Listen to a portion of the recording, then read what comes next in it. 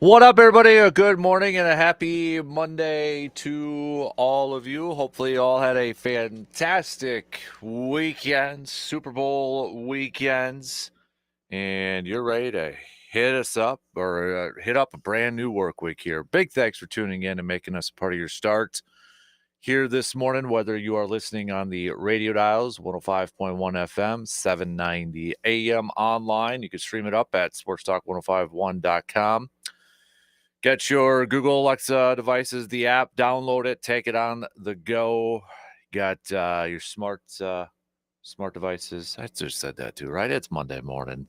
Also, video streams up and rolling here this morning on Facebook, YouTube, Twitter, Instagram, and Twitch. But again, hopefully, you all had a fantastic weekend, and you're ready to hit up this week, the first official day of the NFL offseason, right? What do we got on a game plan for us this morning?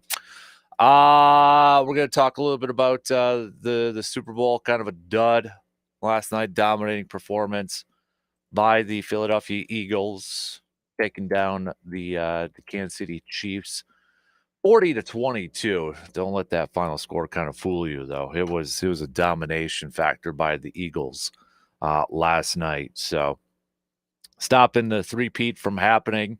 An absolute dominating defensive performance from the Eagles, making things rough for Patrick Mahomes. Again, don't look at the box scores because it'll be like, whoa, Patrick Mahomes is 21 of 32 for 257 yards. You know how bad it was. Bad. Okay, it was dominating by Vic Fangio and his group with the Eagles defense over there. So. But we'll chat a little bit about this. But to put a little spin on it for our sakes, for our argument's sakes here. So we know Green Bay played the Eagles twice this year, the opener and the wild card round.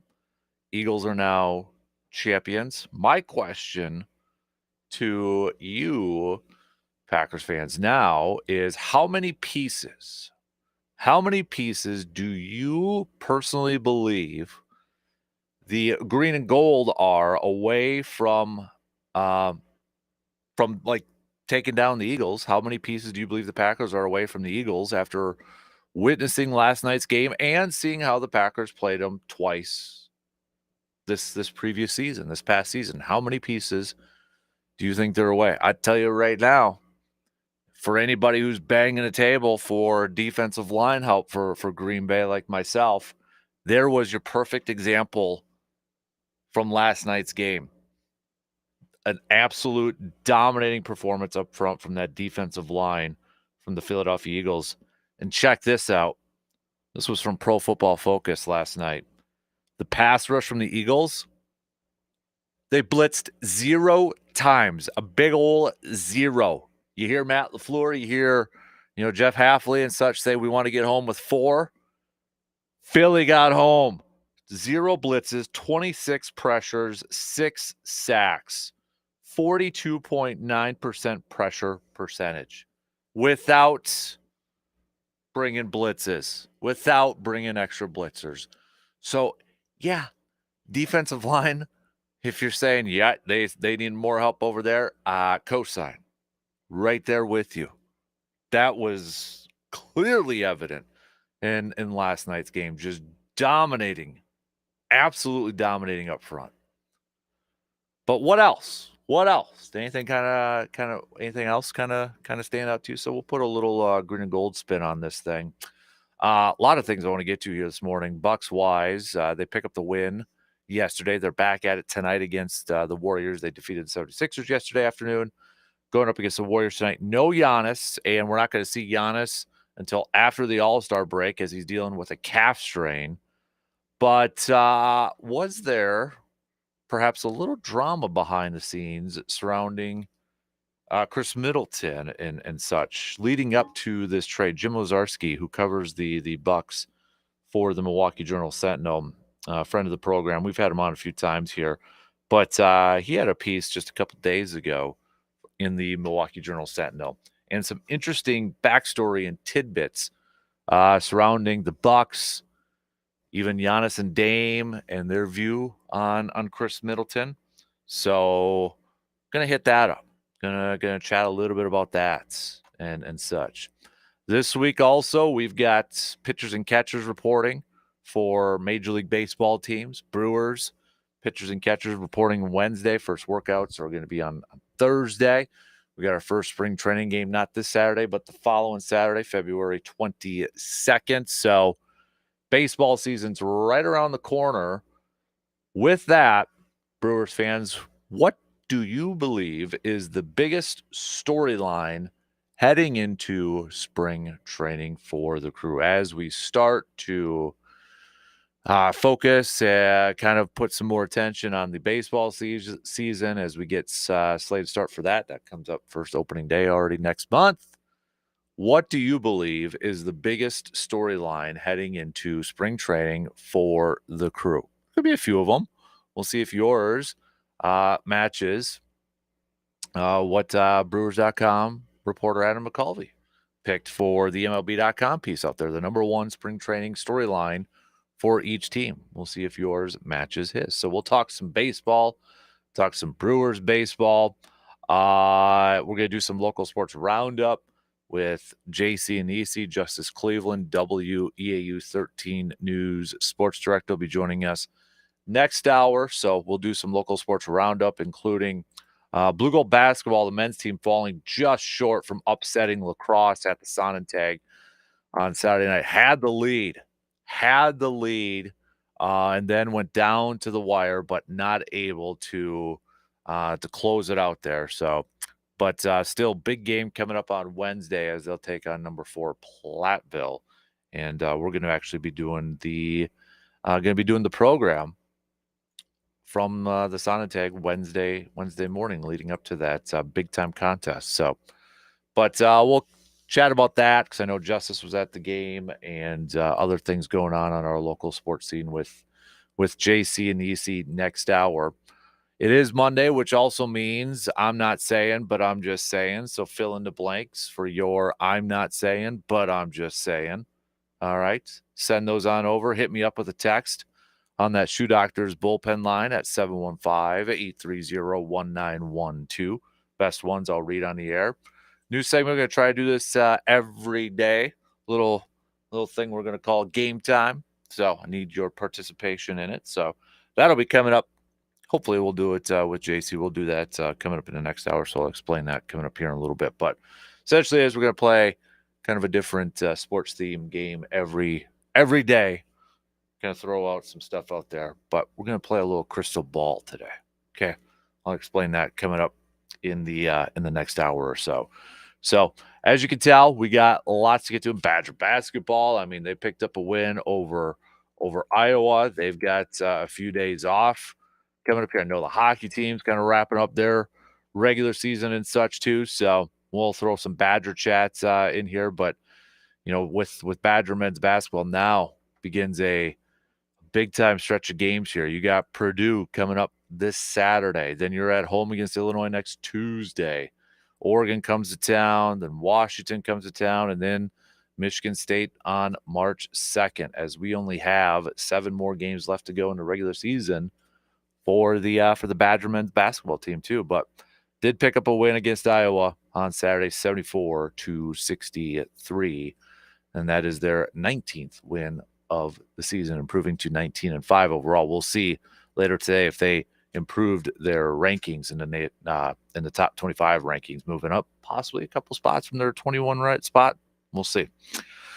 All right, lots to get to here this morning, so let's jump right into it, shall we? We'll open up things, chatting a little football here this morning. Wrapping up Super Bowl 59 last night, dominating performance from the Eagles, a 40-22 victory. But to kind of put it a little bit on a Packers spin here, Packers, we know, faced the Eagles twice this season, the opener in Brazil and then the wild card round.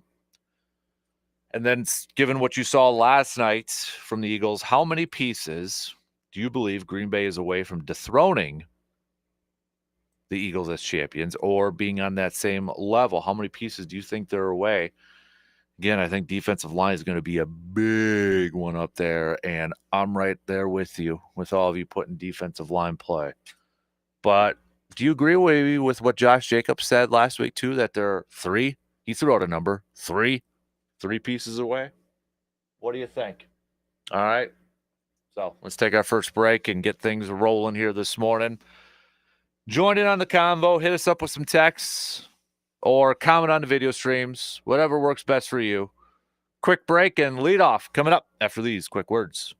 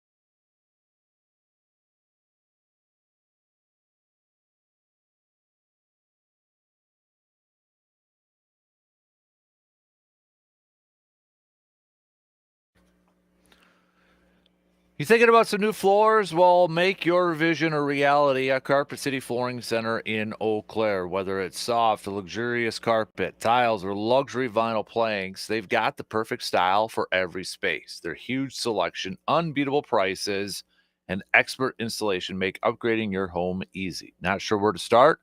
No problem, because their flooring specialists are there to help every step of the way. Their entire team will work with you from step one to the finish line, helping you find that perfect floor for your home and budget. And don't forget, if you happen to find a better deal elsewhere, Carpet City Flooring Center will match or beat the competition. Stop dreaming and start designing. Visit Carpet City Flooring Center today and step into something beautiful. Wisconsin's premier flooring store, that is Carpet City Flooring Center in Eau Claire. All right, let's get things going here this morning on the leadoff. And well, the NFL season is now officially in the books, with the Philadelphia Eagles taking down the Kansas City Chiefs 40-22 last night. The Eagles halftime up 24-0, and I mean, really didn't look back there. Again, if you didn't see the game and you didn't watch it, and you're looking at the box score, I mean, like, oh, okay, Mahomes was 21 of 32 for 257 and 3 touchdowns and 2 interceptions. Not, so awful. It was pure domination from the Eagles. It was, trust us, it was pure domination from the Eagles defense.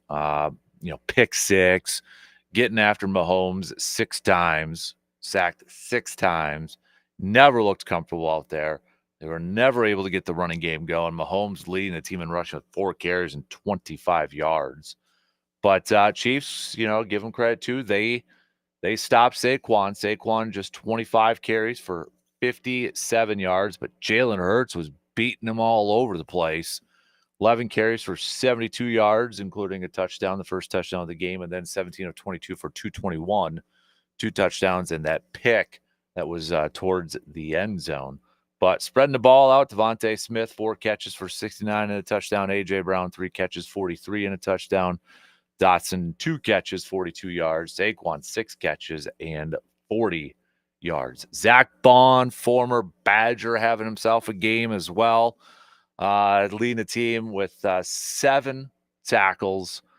Also picking up that interception deep in Chiefs territory. Josh Sweat could have made the case for him, maybe getting MVP of that game. 2.5 sacks, 2 tackles for loss, 3 quarterback hits.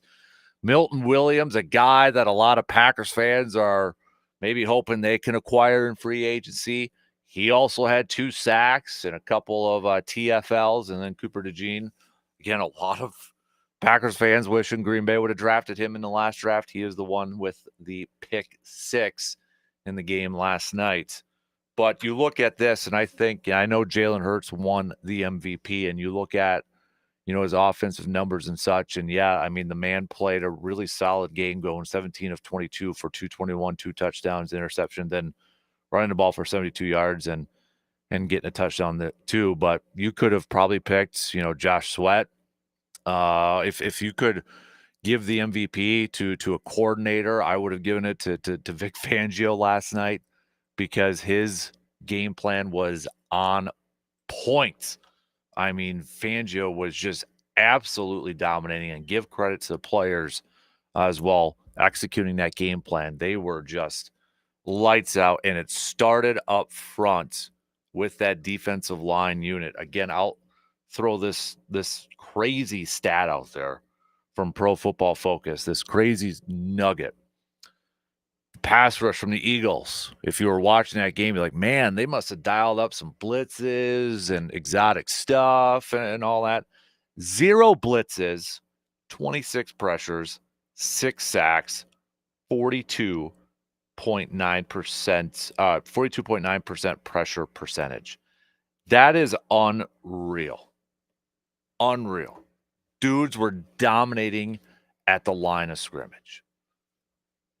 And if you know your Eagles teams, or you just, paid attention over the last few years, and Howie Roseman, general manager for the Eagles, what does he do? He invests a lot in 2 things: defensive line and offensive line, especially defensive line, over the years when it's come to the draft and such. And boy, has that worked out so much for him. And it showed in this game against the Chiefs last night, just making Patrick Mahomes so uncomfortable back there. I mean, Brady talked about it how many times with Mahomes' footwork and, just not looking comfortable back there. And why would you be comfortable back there when the Eagles were just terrorizing up front and winning their one-on-ones and just absolutely dominating? And remember, the Chiefs have a couple of all-pro Pro Bowlers up on that offensive line too. So, I mean, it was a clinic. It was a clinic from that defensive line front from the Eagles. And if you spin it to, okay, Green Bay is a team that faced the Eagles twice this year. Eagles are now Super Bowl champs. How many pieces away are, in your opinion, are the Packers from dethroning the Eagles, who are now the champs, to being at that same level? Where would you? How many pieces do you think Green Bay? Do you agree with Jacobs, where he threw a number out there at 3? I think, again, you start off with defensive line. Everybody, I shouldn't say everybody, but a wide majority of Packers peeps, Packers fans, all, I think, believe the same thing. The biggest priority, or at least the top 2 priority for Green Bay, is going to be defensive line. You hear Matt LaFleur, you heard him say it after, in a season-ending presser, when he was asked about what were some of your expectations for your defense, for your new defense this year, and he made a note to mention getting home with 4. And you hear Hafley talked about it at various points in the season and such. But you saw the example last night why the Packers and a lot of teams want to get home with 4. It allows you to do so many different things. You get pressure with 4, you're keeping extra dudes back in coverage, and you're limiting yes, there's quarterbacks that can beat the pressure, that can beat the blitzes and such. A lot of those quarterbacks don't have to deal with, 7 back in coverage. And credit to the Eagles, they were able to get that pressure and force those turnovers. Cooper DeJean, Zach Bond, looking at that, that's where I think the next thing is that Packers fans want to see when it comes to their defense. The defense made a lot of strides for Green Bay this year. There's no question about it. But now I think we can all agree that that's the next thing we want to see in the progression of this defense. That's the next thing. We want to see guys getting home, winning their one-on-ones, not always having to bring extra blitzers or extra pressure and leaving guys maybe on an island back in the secondary. Because if you're going to go up against really good quarterbacks, they're going to be able to pick that apart more times than not.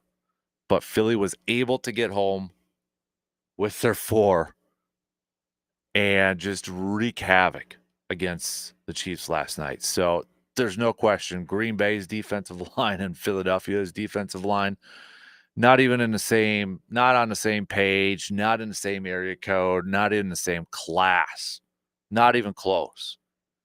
And if you were one, or you are one, banging the table for Green Bay to go out there and get more defensive line help, you'll look at last night's game and you say, right there, see? Like, I was watching that game last night and I'm sitting there thinking, Goody, I hope you're watching. And I hope you're watching what Howie Roseman did with that defensive line group over the last couple years. And again, I think for a lot of people too, a lot of Packers fans who talk about the first round picks, you look at what the Eagles and Howie Roseman has drafted in the first round over the years compared to Green Bay's philosophy when it comes to first round picks. But you look at just this past year, okay? Mitchell, their corner, big time part of their defense this year. Rookie corner, big time part. Cooper DeJean was a second round pick. 40th overall, moved up a few spots to get him. Could be wrong, but I believe they did. Guys that had huge impacts this year. The year before, You had 2 first-round picks, Jalen Carter, Nolan Smith. Nolan Smith, who was a big-time player before he got hurt. But Jalen Carter, we know the havoc he was going up there. The year before that, another defensive lineman, Jordan Davis. And then 2021, Milton Williams in the 3rd round. I mean, they invest up front. They're big-time investors up there, but their first early picks, they're guys that are thrown in right away and asked to be big-time contributors, and more times than not, they're big-time contributors, for crying out loud. I mean, I've got the Eagles draft list up here. Howie Roseman has done a fantastic job. You got Mitchell, you got Cooper DeJean as your top 2 picks these past year. I mean, you got Hunt over there, who's a 3rd-round pick defensive end. Jalen Carter, Nolan Smith the year prior, Jordan Davis, Cam Jurgens, Nakobe Dean in 2022, 2021, Devontae Smith, Landon Dickerson, Milton Williams. You look at 2020, and it was like, that's the Jalen Reagor one, which is kind of the eyesore over there, where, you know, I know teams and the Vikings were kind of making fun of. You just imagine if the Eagles would have gotten Justin Jefferson over there too. It's like, geez Louise, you know, man alive. But guys who are impact players, early picks, it doesn't matter that they're a rookie. They're drafting guys that can have an effect and be impact players on their team right away, especially defensive players. Defensive players. But man, I hope Goody was watching that game last night and be like, yep, we need to get some defensive line help. We need to get some rushers. We need to get some guys that can dominate in the trenches. And I hope guys like Kenny Clark and Rashawn Gary and Devontae Wyatt and guys who are going to be on the team this upcoming season took notice too, what it's going to take to go the next level. To not just get to the postseason, but to win in the postseason and to win a Lombardi trophy. All the changes throughout the years in football with the flashy plays and the big plays and, you know, speed at skill position players, a lot of it is still won up in the trenches. Still up in the trenches. Getting pressure on the quarterback, taking out the running game. I mean, boy, what a just absolutely fantastic job by the Eagles last night. I mean, you can look at too, you know, if you think corner's another need for Green Bay or more defensive back help, you could probably look at last night's games too. We mentioned Cooper DeJean. We mentioned Mitchell as a big-time player this year for the Eagles as a rookie. I mean, you had 2 rookies in the secondary this year. 2 rookies in the secondary this year being impact players for this team. Mitchell as a rookie started 16 games this year. Cooper DeJean didn't initially start right away, but an impact player. Ended up taking that starting role. He played 16 games this year. Started 9 of those. Technically started 9 of those. But 2 defensive backs, the Eagles. What did they do? So Vic Fangio, if you know a little bit of history of Vic Fangio loves his corners, loves his defensive backs. And I remember with the draft last year, when Green Bay didn't get Cooper, I'm like, oh, that's an Eagles guy. I think I even had Cooper mocked the Eagles in the first round, but I'm like, you have Vic Fangio. He's a defensive backs kind of guy. It's like Cooper was the perfect corner for him, and they ended up getting him in the second round. But what did they do? They drafted 2 guys. They had a new defensive coordinator coming in. You know what he wants to do. So what does Howie Roseman do? He's like, okay, this is what you need. This is what you want, or this is what's going to elevate our defense to a top level defense. Okay, we're going to try to get you to these 2 guys, and they did it. But you look at the Eagles overall this season, you look at, you know, some of their defensive backs in their secondary. Yeah. I mean, secondary made strides for Green Bay. There's no question. Xavier McKinney was a huge boost. Evan Williams as a rookie showed a lot of promise. but you're probably not going to have Jair next year. You're probably going to open up the season with Keyshawn Nixon, Carrington Valentine as your top two unless they bring in somebody else. Javon Bullard was okay as a nickel guy. You need more corners. You need more depth at that spot, and you're probably looking at last night's game too and like, yep, that's another thing Green Bay needs. So that's probably piece two.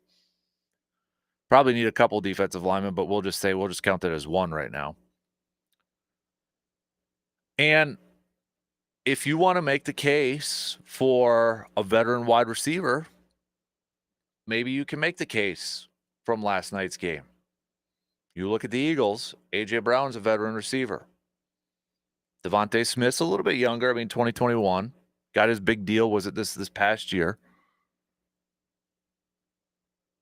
But you're probably looking at it like, oh, they had a couple of wide receivers there, and Jalen Hurts, when they needed some big throws or they wanted to be aggressive, he went to his veteran receivers, and they made some plays. Ticky-tack foul on A.J. Brown in that opening drive, in my opinion. But maybe if you're one that is the mindset of they need another veteran receiver to help out that wide receiving core, a guy that, kind of a go-to guy, maybe you can make the argument of, well, look at what the Eagles last night did too. It was Chiefs did a fantastic job of slowing down Saquon, and Jalen was able to hit some of his receivers. Jalen, though, also got to give credit to Jalen Hurts for this one, for a lot of things last night, but this in particular, when the Chiefs tried to get pressure on him, tried to make a play, Hurts had that sixth sense going last night. It was perfect timing. Whenever they got back there in that backfield, he just stepped up and scampered and picked up big time first downs. I think it was it Bolton? There was a Chiefs linebacker who was on one of them. He just turned to the sideline and threw his hands in the air like, what do we do? They got the pressure on Hurts, but he sensed it and timed it so perfectly that he just ran up the middle and gained huge amount of yards. So, and you can look at offensive line too. If you want to look at the offensive line, look at offensive line play. And maybe that's your argument, like, this is why I want them to focus in bringing back Josh Myers next year to keep that offensive line as a cohesive unit and to have some depth over there. Look at Philly's offensive line. Jalen Hurts got sacked a couple times, 2 sacks for 11 yards. Total quarterback hits, though, on Jalen Hurts was just 3. Total quarterback hits against Patrick Mahomes, 11. So, again, Philly's got the biggest offensive line in the entire league. Height, weight, the biggest dudes. So if you're one saying this is why I want them to keep Josh Myers, I want them to lock up all their guys and get some depth over there, you can look at last night's game too and say, see? So there's a lot, that was just 4, right? 4 different areas we kind of touched on. How many pieces you think Green Bay's away? I think when Josh Jacobs says 3, I think he's probably right there. But also, what I think this Eagles team showed this year, to relate it back to Green Bay, is Green Bay can get this thing right. They can add a couple pieces this offseason and be in this position that Philadelphia is in right now, Super Bowl champs. Green Bay can do the same thing. I think if you're a fan, this is what you got to hope for. And I think maybe this is what we should expect coming into the 2025-26 season. Philadelphia, at the end of last year, the way they finished that season, limped into the postseason, losing their wild card game against Tampa Bay. And you had people calling for the firing of Nick Sirianni, and it almost felt like it was going to happen. You didn't hear anything from the Eagles for a while. Like, it was just like, okay. So they bring in 2 veteran coordinators. One's going to be leaving. Kellen Moore's going to be the Saints' new head coach. So it'll be interesting to see who they bring in offensively to replace that, maybe promote from within. Who knows? But they bring those guys in. Howie Roseman brings in Saquon, drafts incredibly well, and look at the instant turnaround that this team had. Green Bay is in a position to do that too. And I think if you are a fan, you're hoping for that, you're expecting that. It's not like Green Bay is so far behind the 8 ball from Philly. They're not leaps and bounds behind them. If we're using Philly as that benchmark because they are now the champs, you got to dethrone the champs, right? If Green Bay has a solid offseason, if they add a few pieces, they draft well, but draft players that can be contributors right away. Green Bay can be in this position this time next year. They're not that far off. It's just the biggest question is is Green Bay going to be able to hit on some of those decisions? Are they going to be able to be, or are they going to be as aggressive in some situations like Philly tends to be? Not always the kid, doesn't always work out in some of their decisions, some of their moves, like drafting Jalen Reagor.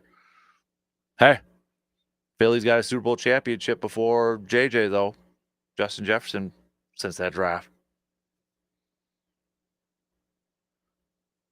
So I think if you're a Packers fan, you look at where Philly was last year at this time. Question marks surrounding their team. Question marks surrounding their coaching staff. Are they going to restart with a new coach? They didn't. Brought in reinforcements. Year later, they're the champs. The biggest question now is going to be, can Green Bay emulate some of that success in the offseason? You know, it's not necessarily winning the offseason is going to win you a Super Bowl. And at that point in time, you know, did Philly have, like, you know, when free agency opened and such, was Philly maybe a team mentioned right away as like, ooh, wow, you know, Saquon one was a big one, right? I mean, that was a big one. But you also factor in some of the draft moves that they made and the coordinators. You factor that in the offseason. Yeah, Philly had a fantastic offseason then. Green Bay is just a few pieces away, but they can get those few pieces. I know it sounds like when we say few pieces or a couple pieces away, it may sound like it's a lot. They can get all those pieces this offseason. They can get some more defensive line help. They can get another defensive back, maybe bring in a receiver, get some impact players right away in the draft. Guys that you know you can throw out there day one. Maybe not necessarily drafting a guy. You know, if you're serious about competing for championships, quote unquote, maybe not getting a guy where you think, okay, he may not be ready right away, but the ceiling's very high. We've done that. Maybe try to get a guy that, all right, we know we could throw him out on the field on day one, or he can be a part of that, you know, rotation day one. So I think Green Bay's a couple pieces away, a few pieces away, but they can go into this offseason like Philly did last year, change it around and hit the ground running. It's just, will they? That's the question I have. Will they actually do that this offseason? All right, quick break, and then we'll finish up the first round. What say you, though, football fans? Hit me up with a text, 715-830-1912.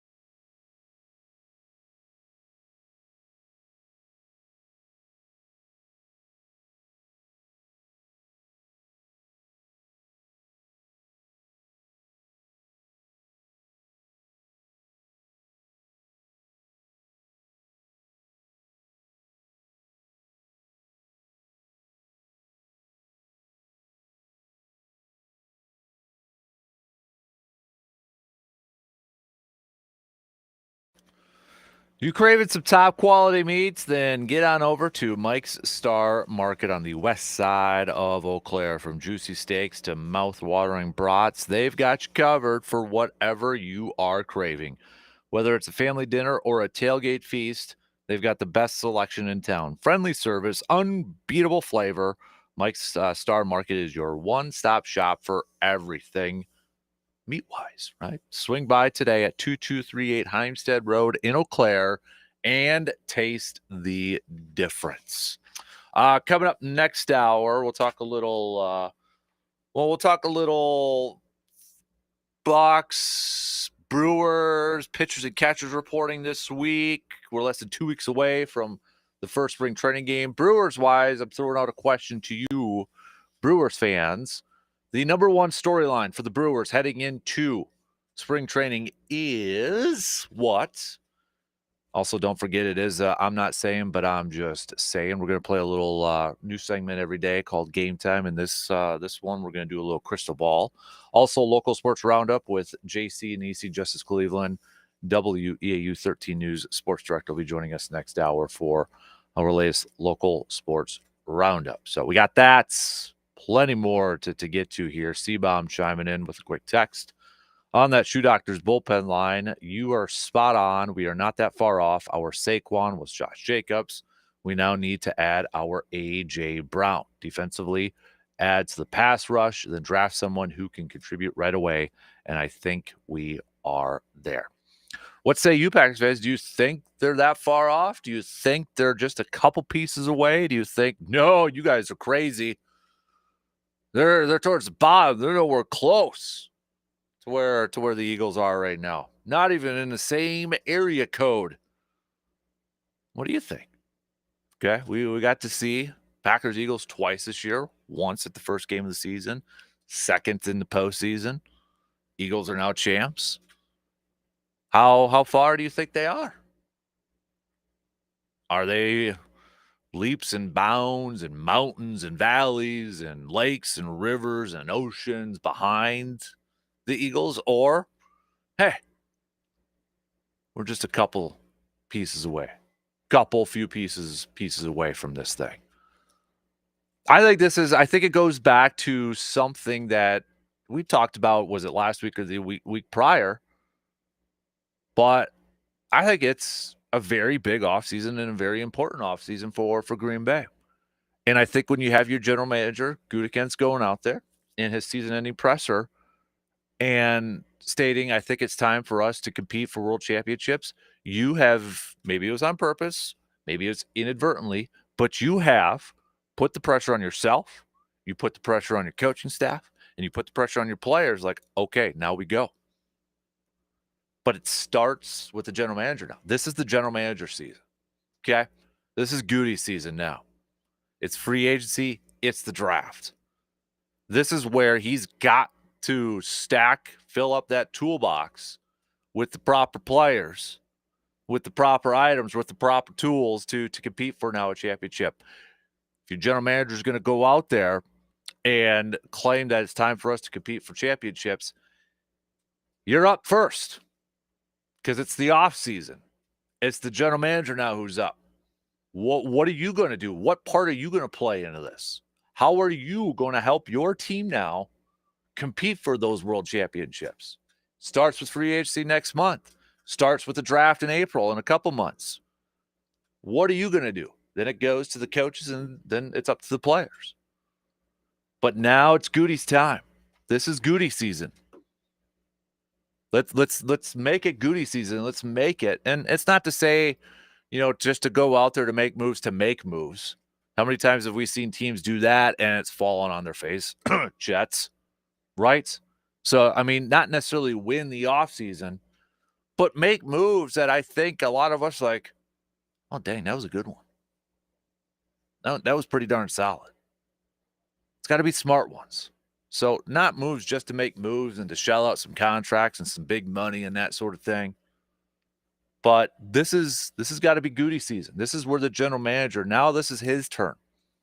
This is his or her turn to go out there and put together a team that can compete for championships, that can be in a position because I one of these days, while I'm still doing this for however long it may be, I would love to be on a Monday morning and we're talking about a Green Bay championship. Now, I've been fortunate to see a couple of them.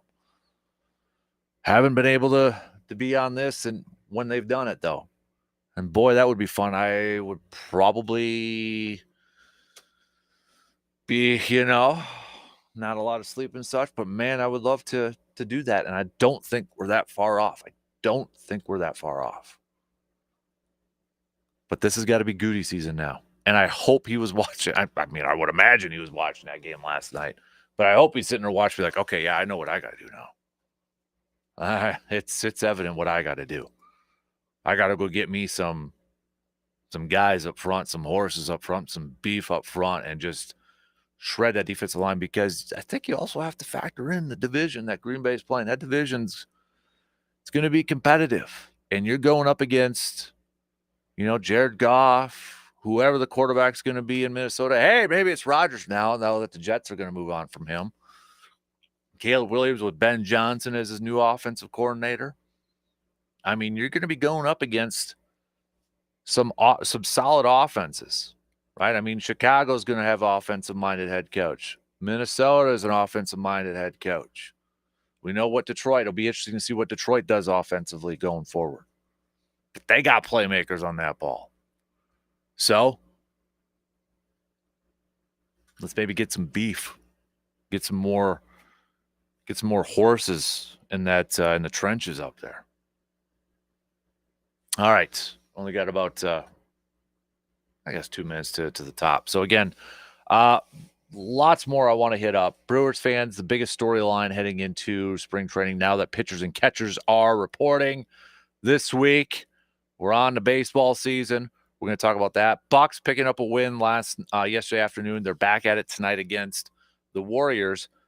But a very interesting piece from Brewers beat reporter for the Milwaukee Journal-Sentinel, Jim Wazarski. I want to hit that up coming up here too, because were there some stuff going on behind the scenes when it came to Middleton here that maybe really led to this trade here? I thought it was some interesting tidbits. So we're going to get to that as well. Don't forget to send me your I'm not saying, but I'm just saying. Okay, well, I'm going to get to those just probably past 8 o'clock. And then coming up this hour, we'll do some local sports roundup with Mr. Justice Cleveland, sports director for WEAU 13 News. So we'll hit that up. So yeah, lots to get to. Plus game time. I want to get to game time in the next hour. I'm going to try to hit up a bunch of different stuff in this next hour here. Hopefully time-wise, we'll get to everything. Plus more of your texts and comments. You can hit us up with a text on that Shoe Doctors Bullpen line or on the video streams, whether it's Facebook, YouTube, Instagram, Twitch, X/Twitter. Let's get that group rolling over there, shall we? All right, get the chats over there. I know you got something to say. Maybe a lot of you took the day off after Super Bowl. I don't know. So I know it was kind of a dud. Boy, I'll admit it. I wanted to turn in early last night after watching that game. I wanted a good game. I didn't have a rooting interest. I was hoping both of them could lose, but I just wanted a good game. And boy, just dominating from the Eagles. All right, first hour is in the books. We got a couple more to go. Stick around. We got some news updates, and we'll be back in just a few minutes.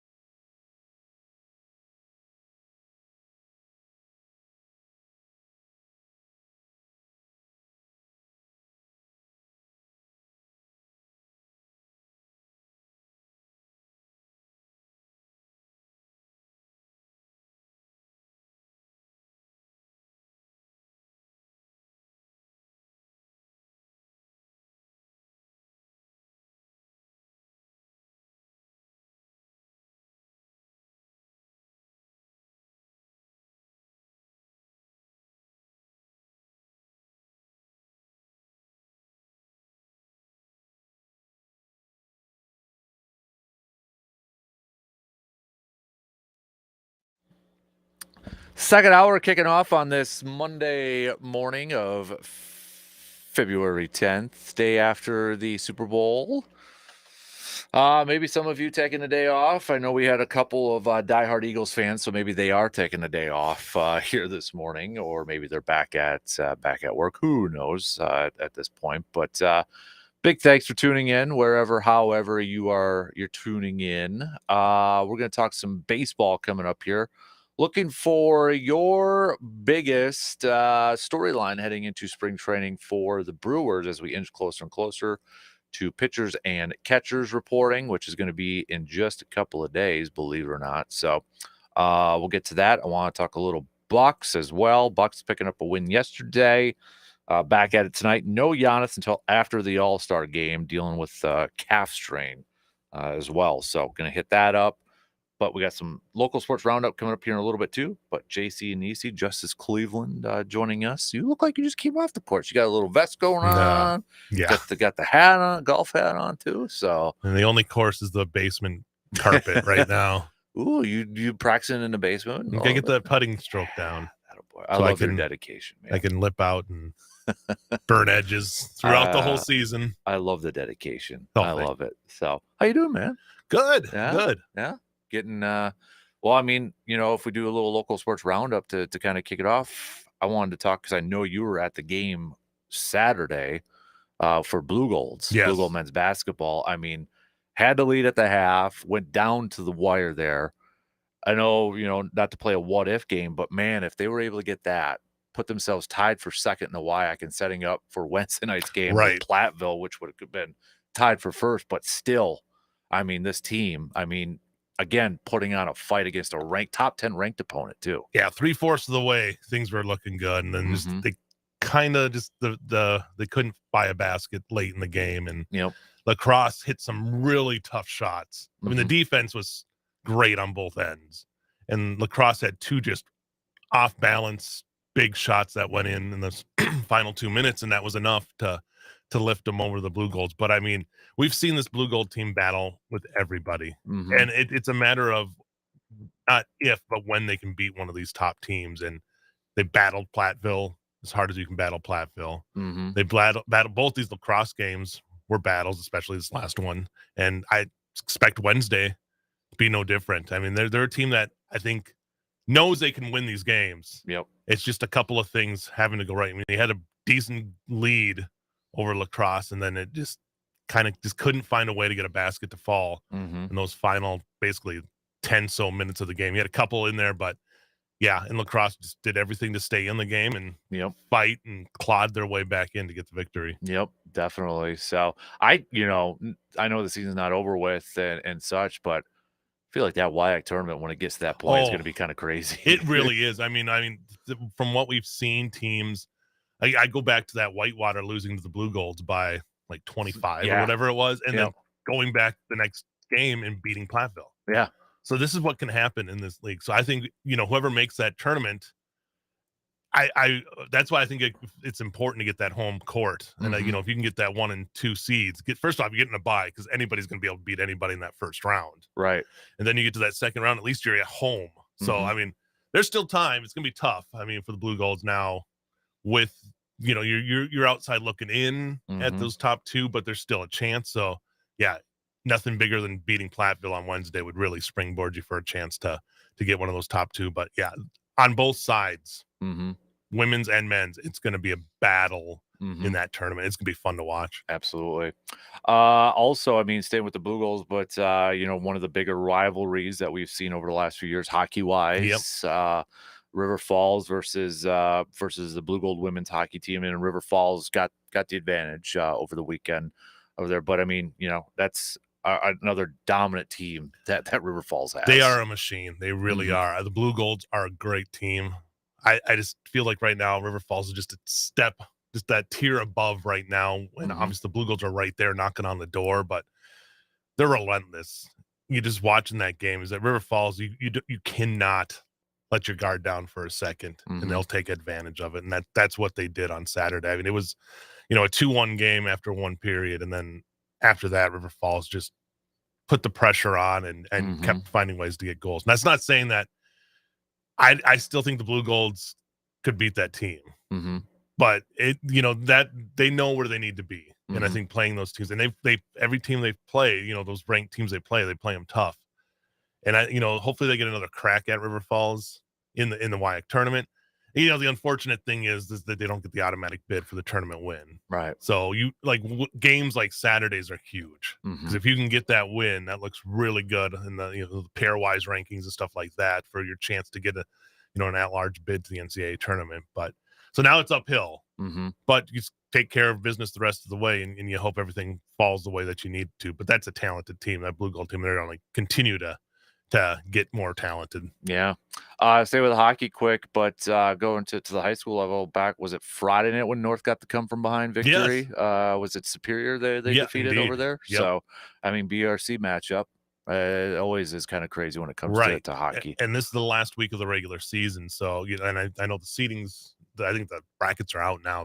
They had the seeding meeting on Saturday. That's right. The brackets are out. So that stuff's all done. But for North, going into the day before, 2 days before they do that, they had just played a tough game, a 1-0 loss to Chi High the night before. And Deuce, their goalie, had 30+ saves in that one.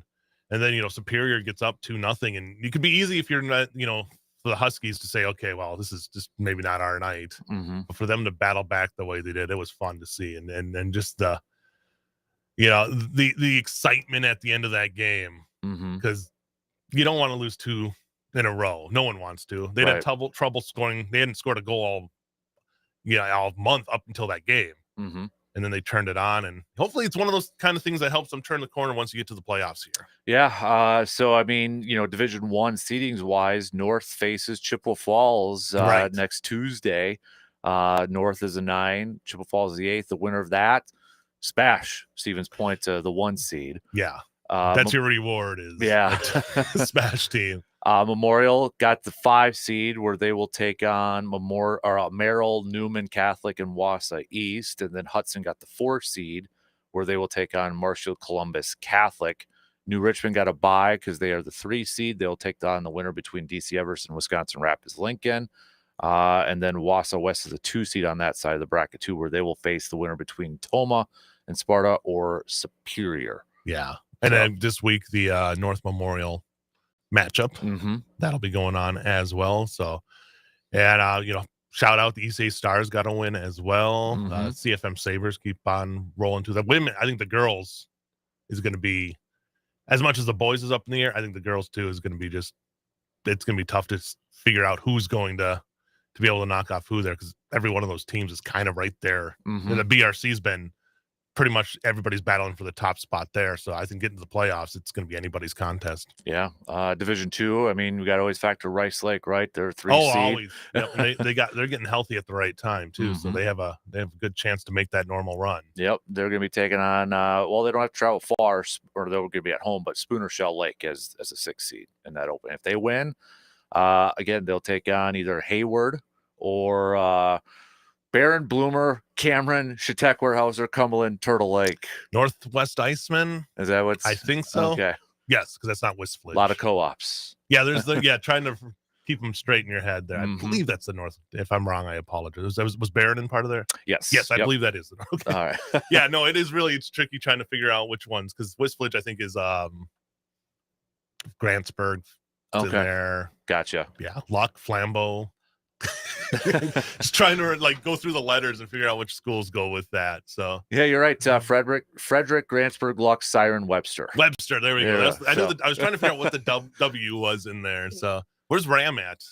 Let me see where Ram's at here. We've got, where would they be? Why am I not seeing them right now? This is because maybe I'm not in the. I keep forgetting to look at the other, they got the 1 and 2. I only look at the 1 and 2s over there. So let me scroll through here. Okay, that's the Madison teams over there. Let's go. Here we go.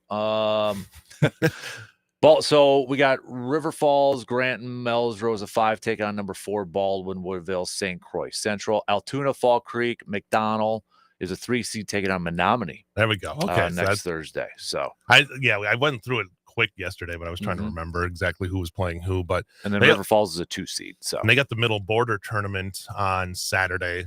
Ram does. They're hosting at Altoona Hobbs. So okay. You want to get out and if you want to watch all day hockey, I think it starts at like 10 a.m. and goes throughout. They do all the places, which is kind of new. There's not many conference tournaments that you see, and I kind of like that idea of it's doing it all day, one day, and just getting everybody in there. I thought maybe it'll be something we'll see catch on a little bit more, but I kind of like that concept of doing that. And since they don't play, a lot of those teams probably don't play till Thursday. It's probably gives you a good break after that too. So exactly, yeah, we'll see.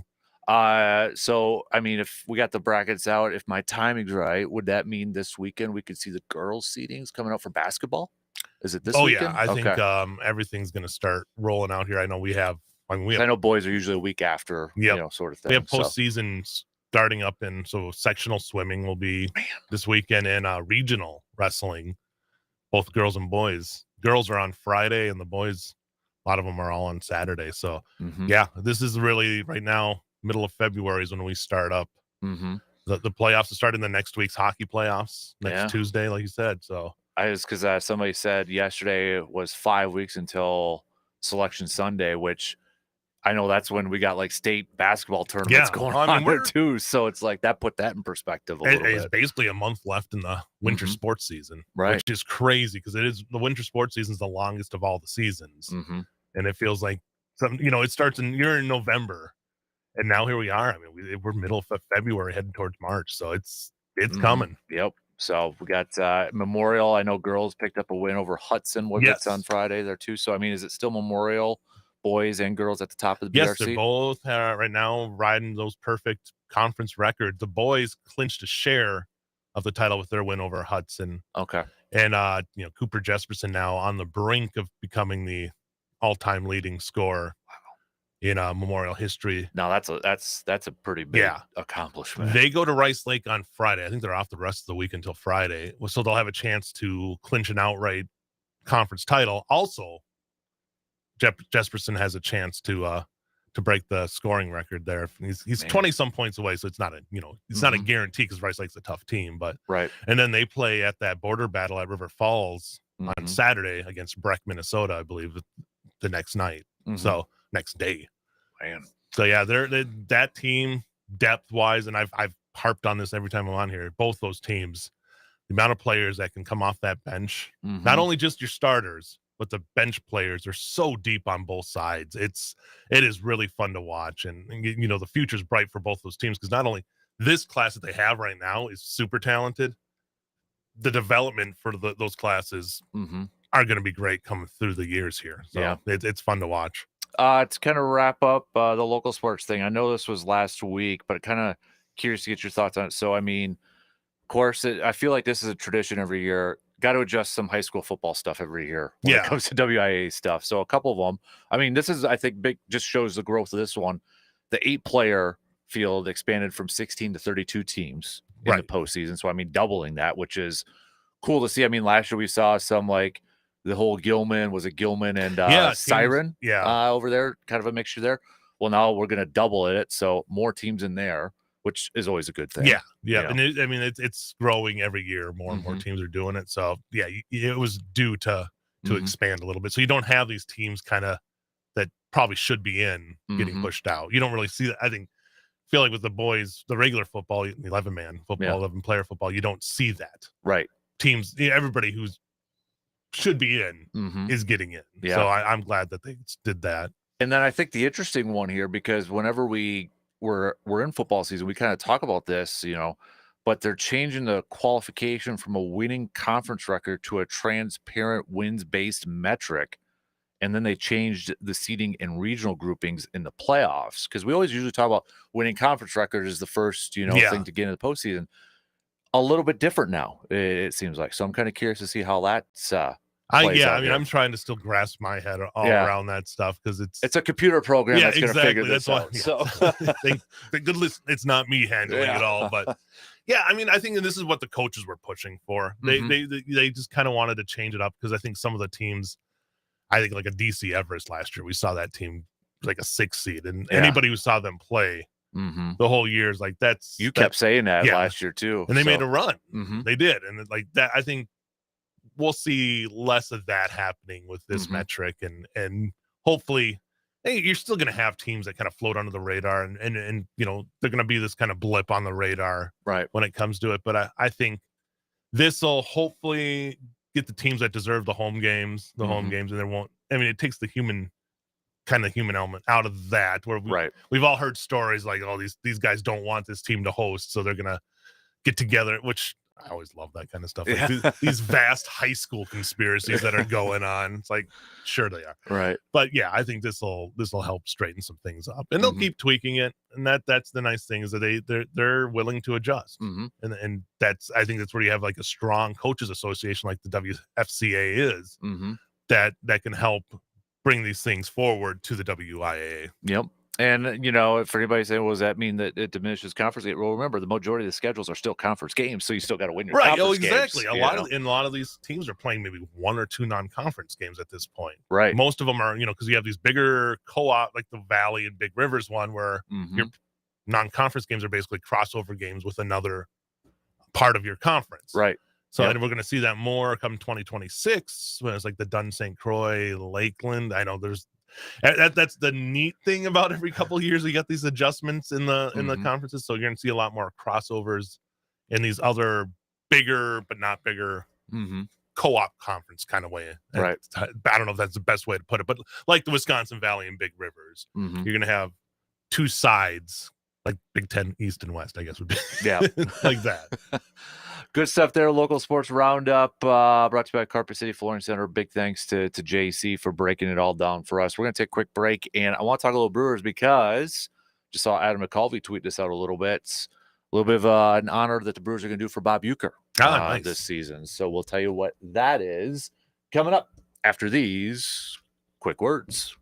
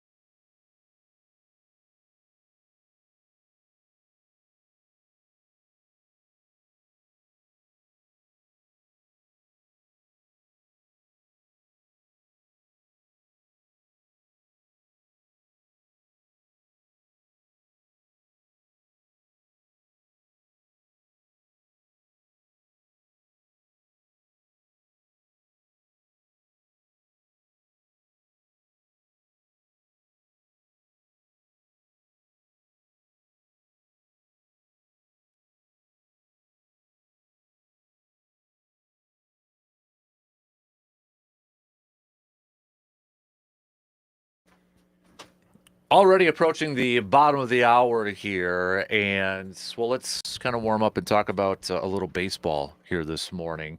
As pitchers and catchers report this week, get ready for the sound of the ball hitting the catching mitt, one of the best sounds in baseball, the crack of the bats. I mean, the warmth. Yes, all that fantastic stuff. So we're getting closer and closer. We got the first spring training game is going to be not this Saturday, but the following Saturday, which you'll be able to hear right here on the radio dials. And we know there won't be a familiar voice on the radio this year for the Brewers. And we know we kind of suspected that they were going to do, I mean, there's probably going to be quite a few things this year, different points in time. Right. In that. But Adam McCulvey from Brewers.com about 25 minutes ago tweeted out the Brewers are unveiling uniform patches this morning that they will wear throughout 2025 to honor the late Bob Uecker. So what it is, I'll try to describe it, but you can look it up online and such. But it's got his signature and then a baseball around it, but then around that baseball, another circle, it's an accent meant to conjure the colorful sports coats he wore on the Tonight Show. So it's like a plaid background there. I'm trying to look at the picture real quick because I do that too as you describe them. So okay, yes. Yep. That's really nice. Yeah, so I think we kind of thought they were going to do something, but that's pretty cool. Just it's not just the uke. I think some people kind of thought, when he first came up, but so they put a little bit more design into it. It looks pretty darn cool. Signature, yeah. Yep. I mean that's really cool. Again, it's going to be. I think it'll really hit us when you start listening to those first games, those spring training games. Not that he did a whole lot. He still did a few spring training games every year. Right. But you're still going to. Just the fact you're listening to the radio and knowing that you're not going to get a chance to hear Uecker on there. So, and I think that's where it's going to really hit the guys like Jeff Levering and Lane Grindle. And that's when it's really going to hit them too. Those guys who just got to sit there and listen to him spin those yarns year after year after year. Yep. So with spring training coming up here, MLB.com came out with their top storylines for every team entering spring training. So Adam McCulvey picked the one for the Brewers, but before I tell you what he picked, I want to ask you, Justice, what would you say is the number one storyline for the Brewers heading into spring training this year?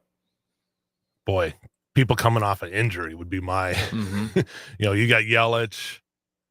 So I think Woodruff too. Woodruff's a big one in my opinion. Yeah. I mean, those to me are the two biggest there. Finding a first baseman. I still feel like they're going to go out and I saw Joey Gallo's name floating around there. I say that with a huge sigh because the guy's hit 179 for like the last 7 years, but that's today's MLB. Right. You're still going to find a job in the Uecker hit 21 points better than that. So let's wow. Okay, put it in that one there. But yeah, I think just the injuries and how those players bounce back because they're going to be some big players. And then what Jackson Churio does in year 2 as a starter. There's quite a few I think we could put number one, and you just named off a few of them over there. And neither one of those is what Adam McCulvey picked. There you go. That's why he's the beat writer, right? He said, "Who's the shortstop? Who's going to be the starting shortstop?" Yeah. I would say Willie and Willie Adames. That's big too. He said the Brewers lost 32 home runs from 2024, along with a popular team leader in Willie Adames, leaving a big hole at shortstop. Fortunately, Milwaukee has two capable young options for the position with Bryce Turang and Joey Ortiz. But so far, club officials haven't offered any indications of who will get the job. Turang not only won the Gold Glove at second base, he took home the Platinum Glove Award as the league's top overall defender. On one hand, that sounds like the kind of defender a team would want at shortstop. On the other hand, why mess with something that's working? Yeah, that's the question. Yeah, do you want to move a guy who's shown that he's one of the best, that was the best in your league last year? And how much did we even see Joey Ortiz play anything but third last year?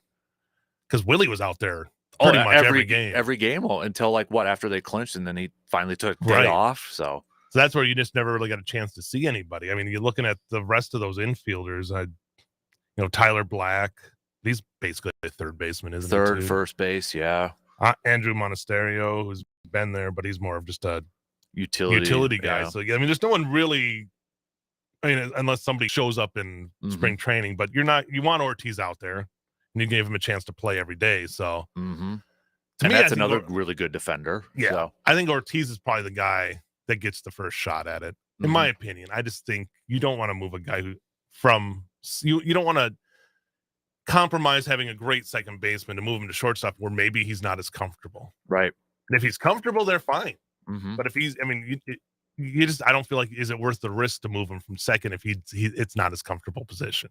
And I think too, if you move Ortiz there, you got that double play grouping there. Like, I want that to stick, that connection between like Ortiz and Terang. Like, if you move that there, whereas if you move Terang to short, then you're trying to find who's going to play the second base option over there. But I mean, you've got that speed and I mean, covering the ground with those defenders of an Ortiz and Terang up the middle. Yeah, that could cover a lot of ground. Yeah, not a lot's getting through there. Those are two vacuum cleaners there cleaning it up. So yeah, I think the question then is who's the corners. That's especially at third. Then I mean, you've got Durbin that they acquired from the Yankees and that. Yep. But he's a small ball type of hitter. I know Pat Murphy said he loves him when that trade was coming down. But do you want more power coming from that spot? I mean, or are the Brewers set up to be, well, fans have wanted small ball for the last couple of years. Are they going to be more small ball this year? Well, I told you about that, some of those spring training games last year where it was pretty much the whole lineup was guys 5'10", scrappy, basically small ball players. And that seems to be the type that they're going for. You're going to find the power and insert it there, but they, in my opinion, have no problem playing small ball, which is a little different. I think is what you're seeing a lot different from when the Council era there. Yeah. Of, just hoping to get the home runs and playing that statistic. I think they last year, and we saw it, they played small ball better than I've seen from a Brewers team in years. So I have no problem. I think if that's the way they want to do it, do it. People love home runs. You're going to get the home runs. This day and age, everybody can hit home runs in the MLB. I mean, Bryce Terang was Mr. Grand Slam. Yeah, that's right. So it's going to happen. So, right. Yeah, I love watching a game that involves a lot more strategy. So for me, I'm all for it if they're going to go smaller. And it puts more pressure on the opposing pitcher in that defense too, right? Because that we saw it last year. They want to steal. They've got guys who can steal. So, I mean, if you got these guys on base, they're hoping to put more pressure on that defense and that pitching staff. Yeah. Not saying it works every time, but I mean, just to put that pressure out there. And I mean, for crying out loud, Bryce Terang was top 3 in steals in the National League last year. So I mean, Churio's going to be up there again. That's the thing is, like, you can position your fielders as much as you can, but if you're playing the contact, those are going to get through. Right. You're going to have those. So instead of, hit those fly balls, when you're hitting them on the ground or hitting them to line drives, I feel like just the percentages are there that you're going to have a better chance to score.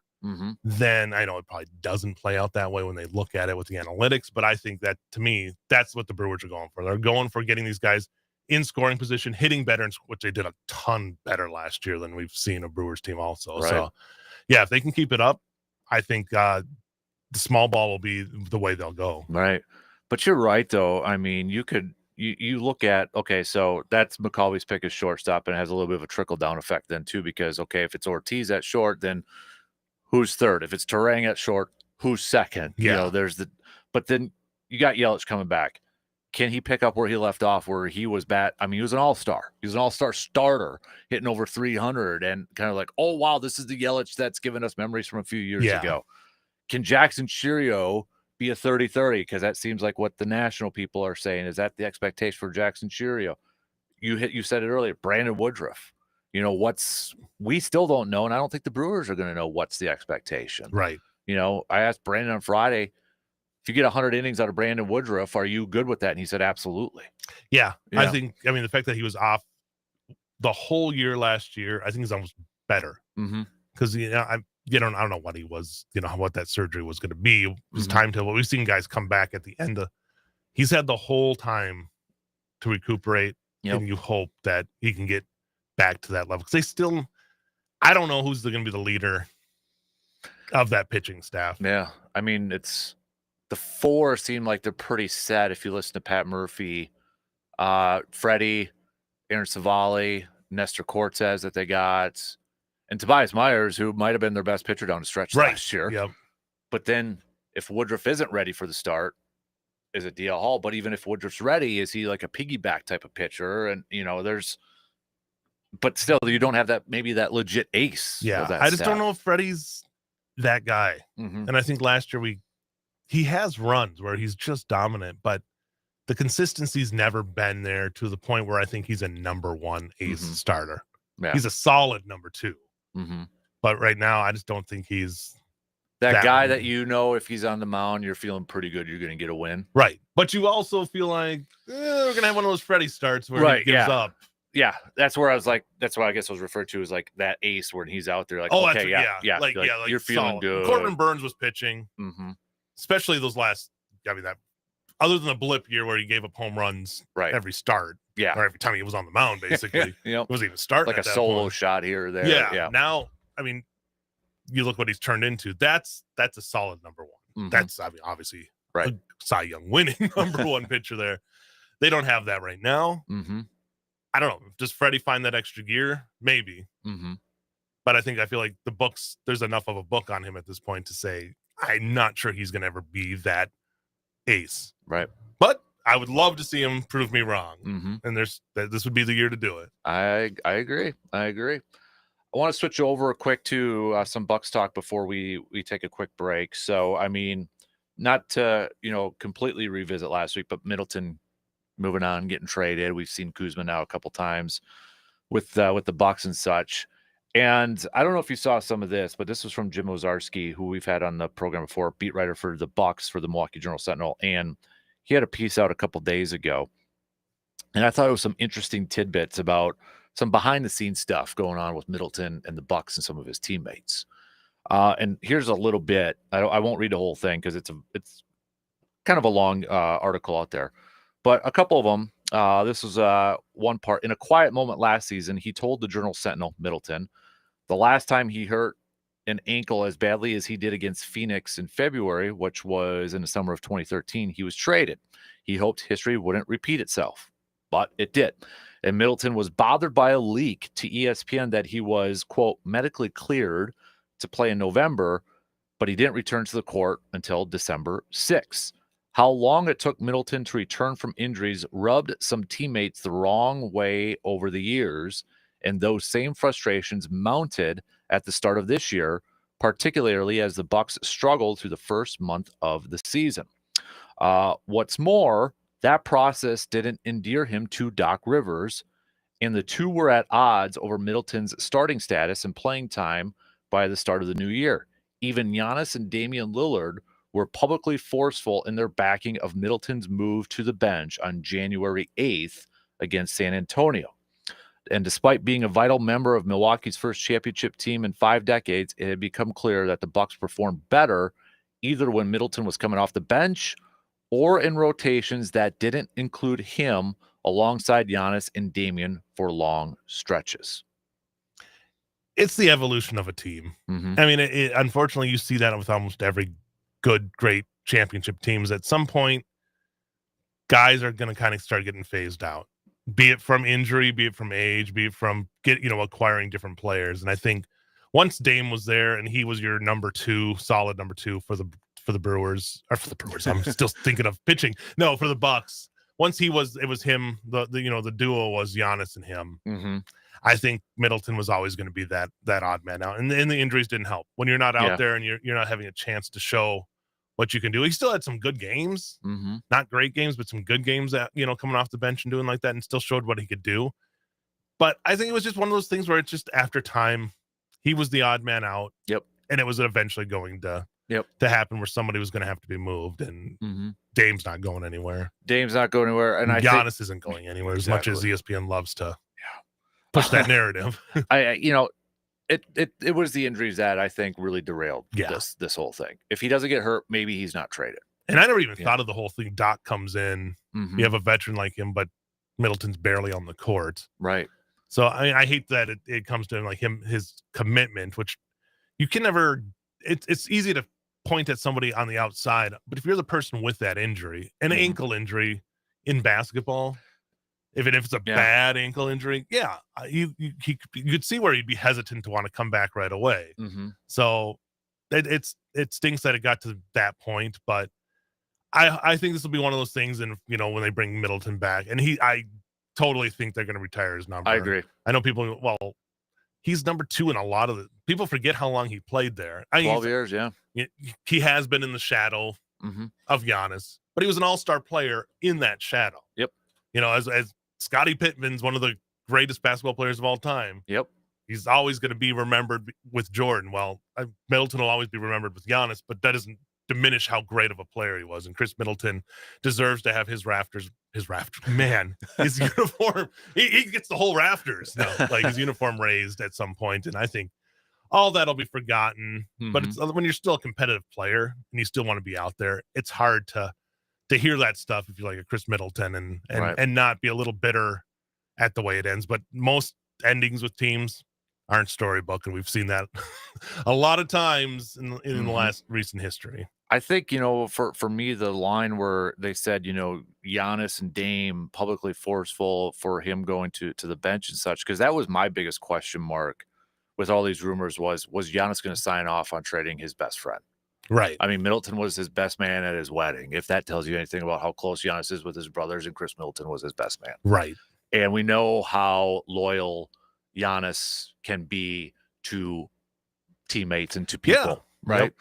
So that to me was like the biggest question mark was like, oh, would he be able to sign? Because they're not making a move without Giannis saying okay. Right. You don't want to make him mad. Right. And you look at that, I'm like, okay, now I can see why he probably signed off on that. Like, okay, there's a little bit of like maybe there was some, and I think it was more like he wasn't happy. I think they were just frustrated they couldn't count on him because you don't know if he's going to be able to play back to back or what night, how long he's going to play. Whereas, you know, Kuzma is maybe not the most talented player, but maybe now you got somebody in return who, okay, you know, he could play back to back. You know, he could play all these certain amount of minutes. And it actually does give you a little bit more flexibility in the next couple of years too. Yeah. Oh, I think that's huge. I think they were, you know, the fact that he got healthy enough that they could trade him, I think was big for the Bucks because it's just like, okay, now we're getting something in return. And now you get somebody like Bobby Portis who's stepping in and able to kind of fill in those minutes. Yep. And has done a good job. I mean, the last couple games, Bobby's not only just filling in for Chris Middleton minutes, he's filling in for Giannis minutes. Yep. And that's, you know, I'm glad they got Bob. I think Portis is still one of those guys that's such an important part of that team. Be it if you need him to step in and start, but come off the bench and just the emotional lead that you have. It's almost like you want him there because Middleton's not the most emotional guy out there. Right. Bobby's like the emotional core at times of that team. So I think that way of keeping Bobby, I think, was big. We saw AJ Green's getting a little more playing time too. And I think your bench, you really kind of reinforced that bench now. It's a dock bench because it's a veteran bench now. And yet a lot of those younger guys are now kind of got weeded out. Right. But it's more of a but they're going to need that bench, I think, down the stretch here too to keep those guys healthy because, you know, Giannis isn't playing until after the All-Star break. Doesn't sound like he's going to play in the All-Star game. And, you know, Doc said yesterday, the day before, he's like, Giannis is very aware of how he hasn't been able to play in the playoffs. Right. Because of injuries. So, I mean, that's factoring into some of these decisions. And that's a big reason too why the Bucks haven't gone through the first round.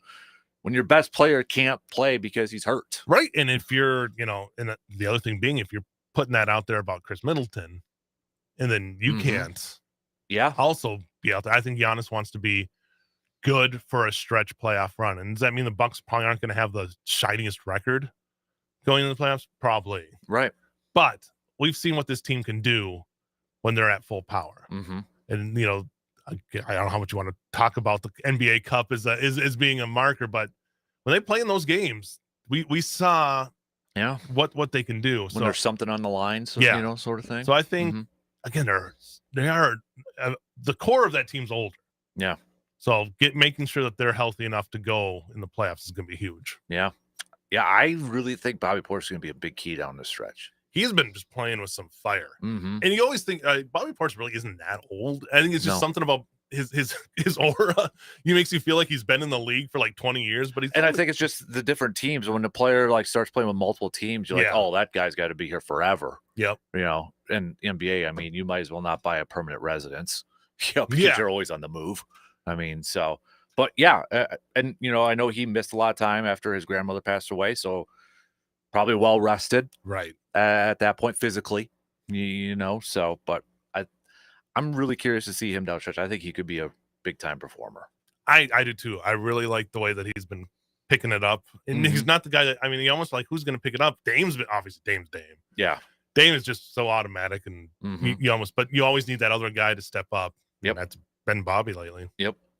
All right. One more break, and then we'll get JC's football thoughts as we wrap up this 2024-25 season. Yeah. I always say 24-25. Yeah. It's just weird. So, but last break, and we'll be back here in just a couple minutes.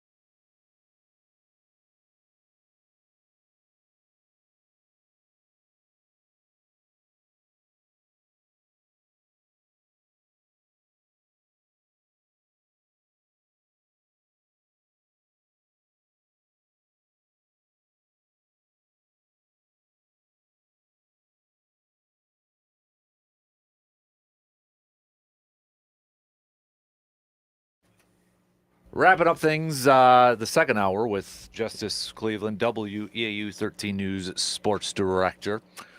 So football is in the books, at least for a day, because the NFL is a 12-month sport. Every day, every the day. headlines. But Super Bowl 59. Again, if you didn't watch the game, but you look at the box score, be like, oh, maybe it wasn't that bad. Patrick Mahomes threw for over 250 yards. Just lost bait. No, Philly dominated. Yeah, Philly dominated. The shutout was in play up until the end. You jinxed it on Twitter / X. I was really hoping that it would have. That was the only thing that was almost worth to see. But we were near the end of the third quarter before KC even got into the end zone. So it's like the NFL films back in the day that you'd watch of all the Super Bowls, and they always made it seem a little more dramatic. But Kansas City would not go down with a fight. Facenda would be like, and then they throw those touchdowns in there, but it really wasn't that close of a game. Yeah. That's kind of how it ended up yesterday. Exactly. So, I mean, I didn't have a horse in this race. Whatever. I just wanted, I wanted a good game. Well, it ended up being a dominating game at that point. But in the first hour, I was kind of like, okay, if you're a Packers fan and you are a guy or you are a fan that wanted more defensive line help, you're probably pointing to that game last night, and saying, there. You know what? The number that boggles my mind, Justice. This was from Pro Football Focus from the game last night. So the Eagles, 26 pressures, 6 sacks, 0 blitzes. Wow. Which is the opposite of what you would usually see from KC. Right. With Spagnuolo and that they just pushed their way through. They bullied that offensive line the whole that's game. An offensive line that had a couple All-Pro, Pro Bowl players on there too. And it's like, when I saw that, I'm like, you've got to be kidding. They just wreaked havoc. I mean, there wasn't anything to cheer about if you were a KC fan up until maybe that third quarter. I mean, there was barely anything that they were doing. They had a couple of completions for first, but was like the first down breakdown at one point was like 7-1 or something like that. They had like 25 yards at the half for some. I mean, and it was as dominating of a performance by a defense in a long time that we've seen in a Super Bowl. If you could give the MVP to a coordinator, it would have been Vic Fangio for my vote. I mean, you look at the offseason moves, and you can't stress this amount enough with Philadelphia. You almost fire a head coach. Yeah. Tell him that he's got to change his coordinator, and they bring in Vic Fangio. And then Cooper Rush. Or Kellen Moore. Cooper Rush. Why did that go to Dallas quarterbacks back in the day? Thank you, Kellen Moore. It is a Monday. Yes, Kellen Moore. Cooper's still playing. Never know, though. Never know. He could be the head coach in waiting in Dallas. Who knows? But Kellen Moore comes in. So big right there. Yep. Then you go, obviously, Saquon. The difference that made is huge.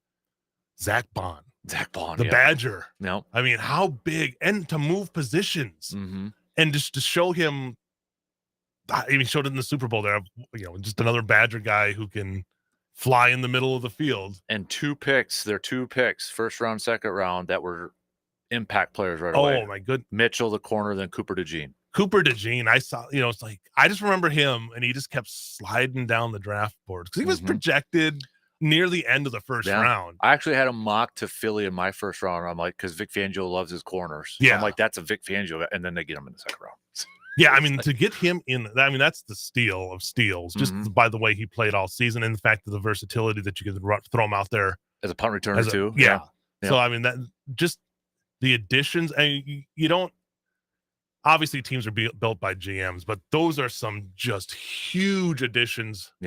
By that team that made the biggest difference to a team that went from being really good, a Super Bowl team 2 years before, to a dominant team that just ran through to win the Super Bowl. So I'm not a big Philly fan, but hats off to what they did as an organization this Howie offseason. Roseman killed it in the offseason. I mean, that's your exec of the year, right? It has to be. I don't know if did they give that out at the honors? I don't know if they did. No, I don't think in the NFL. They do in baseball, obviously. Matt Arnold, but he deserves that just for what they did. And then on the field, everybody knew their role. And is a team that just didn't really have many weaknesses. And they rolled. They did. And I mean, I think, you look at the parallels, and this is the thing I take away too, just to put a bow on it, to kind of attach it to a Green Bay sort of thing. You look at Philly at this point last year, I think a lot of people thought it was trending Sirianni was going to get fired. Oh, yeah. I was right there. Yeah. And so Howie's like, no, here's your coordinators. We're going to get Vic Fangio. We're going to get Kellen Moore. He goes and signs Saquon. I mean, you just mentioned it. Year later, when it looked like it was all coming down, they're champs. If you're a Packers fan, that's what you're hoping for, I think, this offseason. You're not that far away. You're a few pieces, a couple pieces away. You battled with that team. You can do that this offseason. And I think when you have your general manager, Goody, like I'm going to term this is Goody season now. This is what GM season now. Yep. This offseason with free agency and the draft. This is how, when your GM goes out there in his end of the season presser and says, I think it's time we start competing for championships. You're up first, Goody. How are you going to put your team in that position with some of the moves you make this offseason. Yeah, and it starts right here. Yeah, now. Exactly. So he's up first, then it goes to the coaches and players, but he's got to have a hand in this too. And I think this is a big offseason. Oh, I think it is too. I mean, for everybody in that organization, because you need to make that next step. Yep. And we saw the Eagles make the next step. We'll see what the Packers can do. And I think Green Bay can do it. It's just the question is, will they? Yeah. Will they? I feel more chances now than back to when it was the Ted Thompson yes. days. Yeah. For anybody who I think tries to compare Goody to Ted Thompson, it's different. It's different. Yeah. I mean, is Ted going to sign Xavier? Even like last year, like everybody wanted Xavier McKinney. I'm like, I think a lot of us like, yeah, he's probably going to be too much though. He signs him, makes him the highest paid one. And ended up being one of the biggest difference makers on that defense. Yep. So I think he's got a little, I mean, he first started off under Ron Wolf. I think he's got a little bit of each GM. Yeah, I think you're right. He knows in the middle there. That best players out there, that the Reggie White move, that, I mean, obviously that's the biggest one in history, but yeah, if there's something like that and they can do it, they try. Yep. I mean, he even did his first year with Za'Darius and Preston and Adrian and Billy Turner. I remember that day. I was like, 4 in one day? Yeah. What is this? Who is this guy? There's still a lot of guys, there's a lot of decisions to be made on that team of players that are going to be coming and going. Yeah. I know Josh Jacobs was pretty vocal last week too. And he had said one of the things he would like to see as a defensive back. And I know I think it was Matt Schneidman who covers the Packers said he knows Jair's not coming back next year. I think the way they talked. Yeah. It seemed like it was almost like they knew that it wasn't going to happen. Right. So that, and then obviously the wide receiver controversy question. But I almost agree that, like, if you can find somebody that's been a number one and just have them there as kind of, we've talked about this before, almost like the safety blanket. I wouldn't mind that either. Yeah. And, I know we've got shot clock playing, but I keep hammering this. That's one thing Ted did incredibly well with that receiver. He had a number one, but would always draft a guy. And then when that time was up, guy was already ready. They had the next man waiting, and there was that gap where they did it. Watson and Dobbs were asked to be the veterans in their second year. Right. So, yeah. Thanks, JC. Appreciate it, buddy. 2 in, 1 more to go.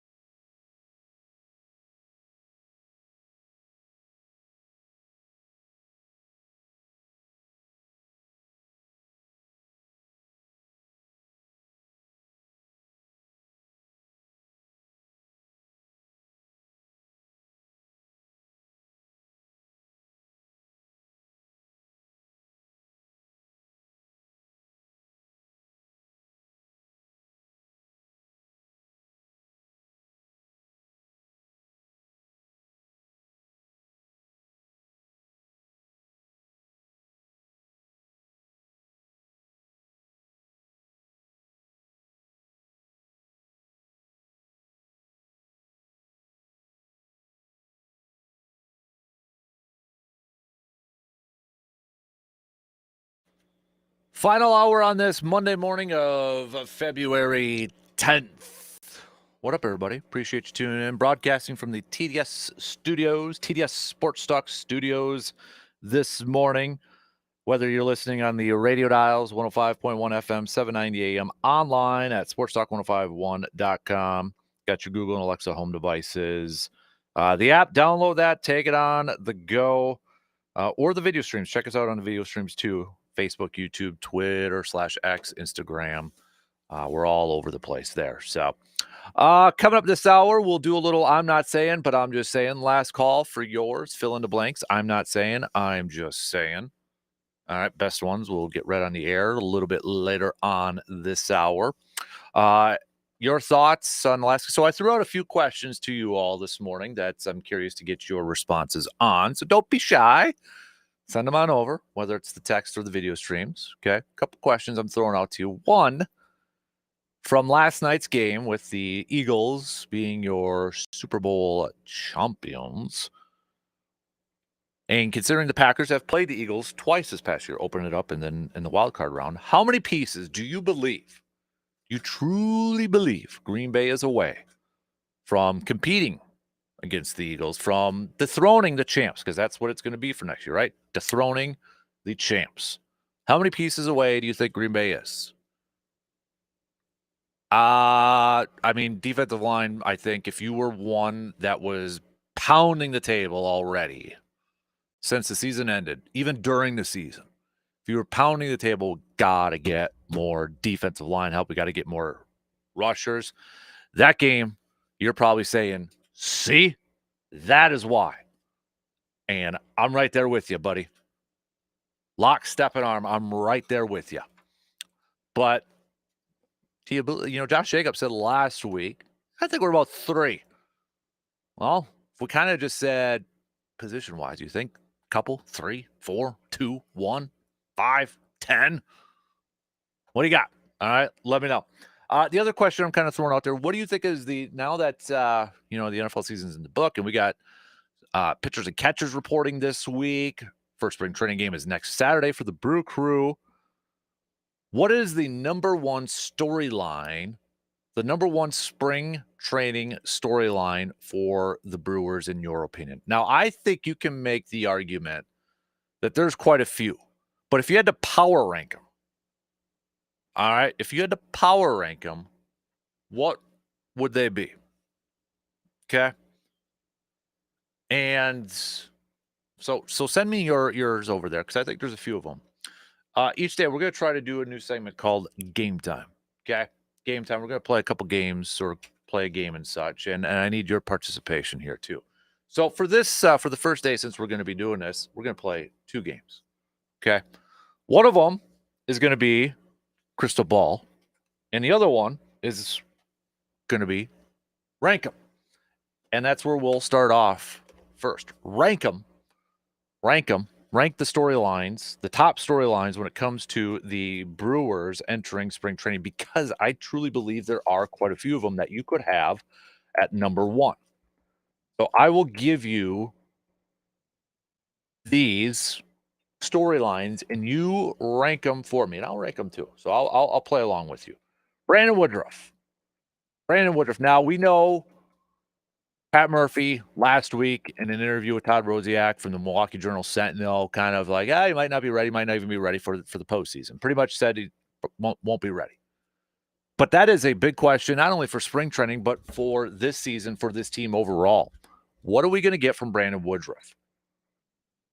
How many innings are we going to get from? Is he going to be a starter? Is he going to be a role? Like, we still don't know, and I don't think they even know what the expectation should be for Brandon Woodruff. It's a big question mark. You have Brandon Woodruff in the rotation, and let's say he's Brandon Woodruff from a couple of years ago. That's a big boost for that starting rotation. If you don't, you're back to hopefully DL Hall takes a step. Maybe it's somebody else. But Brandon Woodruff is definitely a storyline, a top storyline. Even if we don't see him in spring training, it's going to be asked almost every week. Are we going to see Woodruff getting any work? And then if he's thrown off to the side, how is he feeling? Where is he at, in the rehab process? Is he getting close? Another one out there, and this is what Adam McCalvey from Brewers.com picked as the number one storyline, and I think it has a trickle-down effect. So I'm just going to say infield. Specifically, he said who's going to play shortstop. So if it is Ortiz, then it turns into who's going to play third. If it's Terang, then it turns into who's going to play second. Has a little bit of that trickle-down effect, right? So that's a storyline. I personally think it's going to be Ortiz. I personally would like it to keep it Ortiz and Terang and have that as the duo for the up the middle. So in turn, then it would be who's going to play third? Is it going to be a rotation? Is it going to be by committee? That's a storyline. Another storyline, Christian Yelich. Dude was an all-star starter last year, was playing at a high level, and then done for the year with a back injury. How's his health? Now, we won't know if he's going to be able to pick up where he left off at the end of or before he got hurt last year until games start and the season gets going here. But also with Yelich, too, I would throw in there, is he going to be a regular starter in the outfield? And if so, who's the odd man out in that? Is he a regular left fielder starter? They're going to move him to right. Could he play a little infield? Is he going to be mostly a DH? There's a lot of things. We can have Yelich at the top, and then there's like branches that come off of it. Health, playing time, position, DH. All that stuff surrounding Christian Yelich. Jackson Cheerio. Now, this one, again, we might not know the full-on answers till the season gets going, but there's high expectations, and there's some speculation. Could he be a 30 guy, 30 home runs, 30 stolen bases? We saw the season he had last year, started off a little slow, but then just took off at the end. Became a top 3 finalist for NL Rookie of the Year. Sky's the limit for kid who's only, just turned 22, will be 22. So the storyline here is, okay, how does Jackson continue to develop into one of the best players in Major League Baseball? Not just one of the best players on his team, but the expectation for him is one of the best players in all of Major League Baseball.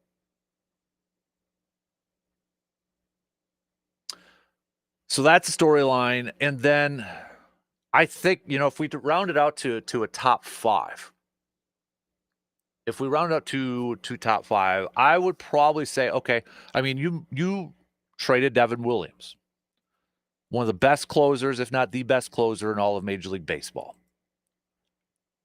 How does that bullpen now take shape? Who's the closer? Who's the setup guy? We know Pat Murphy, he talked about it last year, likes to go to an 8th inning guy, 9th inning guy. So with no Devin Williams, I mean, in the last few years, the Brewers have been kind of spoiled with some standout closers, whether it's Hader, Axford had a hot minute, K-Rod. You go down to all these last few years, Devin the last couple. So who's that next guy up, not only for the closer role, but then the rest of the bullpen? Trevor McGill is probably going to be the guy. I mean, he's listed as the closer on Brewers.com. Okay. So Nick Mears, could he be a candidate for the 8th man? What about Abner Uribe? Hard thrower. What's his development going to be like this year? Hudson's in there. Surprise a lot of people. The big lefty. How's that bullpen going to take shape? So if those are your 5, let's play a little rank them. How would you rank those? Hit me up with your rankings. Again, Brandon Woodruff, the shortstop position that has a trickle-down effect from 3rd to 2nd. So we'll combine those. Christian Yelich, Jackson Cheerio, and then the bullpen. Rank them from number 1 as the top storyline to number 5. That's game number 1. Game number 2, we're going to play a little crystal ball just because it's a little fun. It's annoying, but come on now. The news yesterday that the Jets will be moving on from Aaron Rodgers, so get your magic 8 balls out. Get your crystal balls out, peeps. Where's he going? All right. Where is he going? Is he going to go to Minnesota to complete the Favre cycle and play a year in purple? Is he going to go to the Raiders and play for his buddy Tom Brady? Is he going to go to Pittsburgh? Is he going to go to Tennessee? Is he going to call it quits? Now, for what it's worth, there was some, was it Jay Glazer that said this, or was it Ian? I think it was Glazer. So when Glazer dropped the scoopage bomb yesterday, and it wasn't, I mean, I think a lot of people kind of thought this was going to happen, but Glazer makes the point, given that Aaron made the effort to fly back to discuss his future, all signs point to him continuing to play. It just won't be for the Jets. So let's assume he's going to play. Get your crystal ball out and give me the team that he's going to be suiting up for the 2025 season. Giants? Stays in New York? Goes over there? Who else? Who else am I missing on this? Raiders, I said. Titans, Steelers, Browns. I might as well throw the Browns into there. Giants. I mean, he's going to want to, I mean, if he's got a few options, he's probably going to pick the team that's best suited to go to the Super Bowl, right? You know, I mean, come on now. He's not, I mean, he could play just to play because he is Rodgers, but get your, I'm shaking the magic 8-ball. Get your either magic 8-ball out or your crystal ball out. That's game number 2. So think about those for a little bit, but I want your picks. Text them to me, 715-830-1912, or comment on the video streams.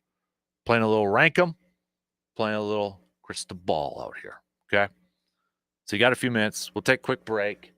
We'll get to those. Don't forget to also send me your I'm not saying, but I'm just saying. Best ones will be right on the air. Quick break. We'll be back in just a few minutes.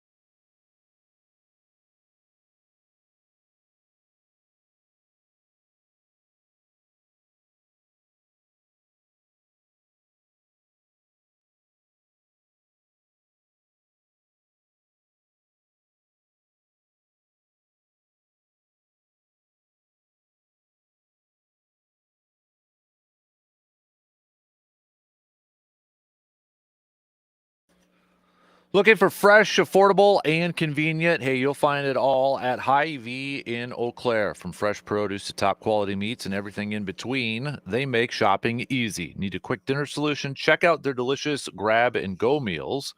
Or are you hosting a get-together? Their bakery and deli have you covered too. Plus, with weekly deals and friendly service, there's always more to love. And don't forget about their fuel savers that help you save at the pump.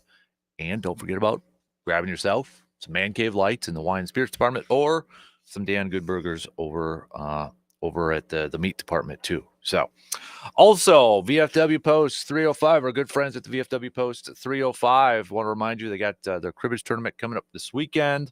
Also, it's Monday, a little chilly, which means it's a perfect night for soup flights, and that's what's going on today at the VFW Post 305. Plus, $1 off all apps. And tonight, if you got any kiddos who are pretty darn smart in the sports world, our good friends, the Card Collecting Club's hosting their kids' sports trivia contest event tonight at the VFW Post 305. So it's the sports trivia for kids. Starts at 6 p.m. Food and full bar open, prizes for top teams. Doesn't cost you anything to go over there. So that's what's going on tonight at VFW Post 305, located on Star Avenue. All right, let's do a little game time. Let's play a little game time here. We got a couple games we're going to do here. We've got Crystal Ball and then rank them. Let's start off with rank them. So I gave the I picked five storylines for the Brewers entering spring training. By the way, I know we mentioned it a little bit earlier, but if you missed it, Brewers unveiled the patch that they're going to be wearing this season to honor Uke. So we put it up on Facebook and Twitter, but essentially it's a circle patch.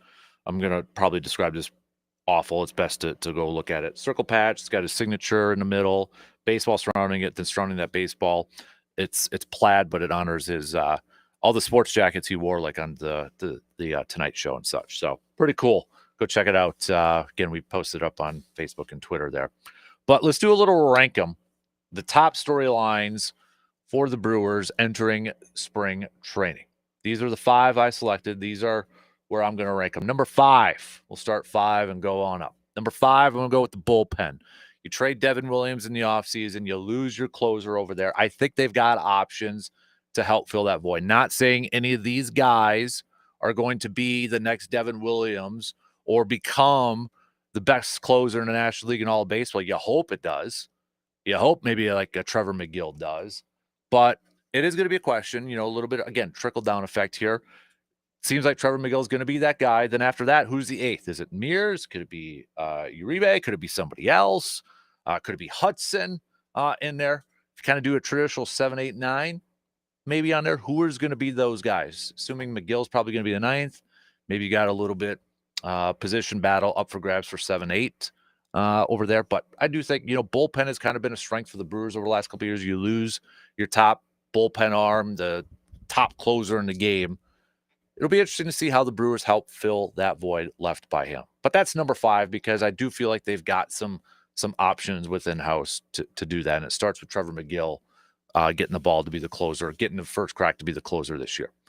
Number 4, I'm going to go Jackson Chourio because I think a lot of it is going to, to help answer the questions. Cool, could he be a 30-30 type of guy this year?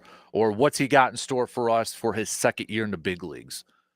Super high expectations for the youngster, not just for Brewers fans, but for fans all across the board. We're not going to see a lot of those, or we're not going to have a lot of those answers until the season starts. So not to say spring training is not going to be valuable for him. I think, this is where we're going to see a lot of guys working on different things, maybe a different approach to the plates. Jackson Chourio, I think, got better playing in the outfield as the season went along last year. Is he a gold glove type of outfielder out there? Probably not yet, but can he develop and continue to get work over there? Number 3, I'm going Christian Yelich. And again, you can have you're making an outline. You put Yelich in the middle, and then you have these different lines coming off of Yelich because I think there's a few different things we can go here with Yelich. One is health. How is he feeling from back surgery? How is he recovering from that? We won't know if he'll be back to his self that he was last year before he got hurt, where he was an all-star starter, hitting over 300 and looking like the Yelich of old. We won't know that until the season gets going. But for spring training, it's health. But the other line I'd put over there too is you've got this, and this kind of relates to Yelich and Sherry. You've got this outfield group where Sal Frelick won the Gold Glove in right field. Garrett Mitchell is probably your starting center fielder. Now you got Jackson Chourio, who I think is better suited for left field. You don't want to take him out of the lineup. Sal Frelick's a pretty darn good defender. I don't know if he's going to, we'll see if he gets any shots at third, but then you're moving either Yelich or Chourio to right. So for me, for Yelich, it's going to be, does he get some time at DH, more so this year than in years past? How does that outfield shape up? So the other line off of Yelich is going to be like position. Where is he going to be slotted in mostly at this year? Do they want to keep him and try to keep that back healthy so he's only hitting? But then the other side of the argument is like, well, if he's in the outfield, you can do stretch, keep that back loose and such out there. So it'll be curious to see where he's at. I know there's some talk, could he play first? I mean, that's not really a very loud talk. I think that's a very whisper out there. Maybe we'll have a little bit of surprise, like Sal Frelick was a little bit of a surprise last year playing third. Who knows? But Yelich is number 3 for me. Number 2 is Brandon Woodruff. Again, Pat Murphy already said, not going to be ready for spring training. Probably not going to be ready for regular season. So we may not know the full-on answers for Brandon Woodruff until the season starts. However, it's still going to be probably a weekly question surrounding Brandon Woodruff in spring training. Is he going to be able to do anything? If he is seen throwing, how is he feeling? Where is he at in the progress? What step is he at in the recovery progress? Do you have an updated timeline on when we can see Brandon Woodruff? It's going to be a question. It's going to be a question for Pat Murphy. It's going to be a question for Brandon Woodruff himself. It's going to be a question for Matt Arnold. It's going to be a question for Mark Anasio whenever they talk to the media and such. Brandon Woodruff is going to be a main question throughout spring training, whether he is participating or not. That's just the facts. And until we actually see him out there on the field, these questions are going to be out there. And then when he is out there, it's going to be, okay, so what's the game plan for him?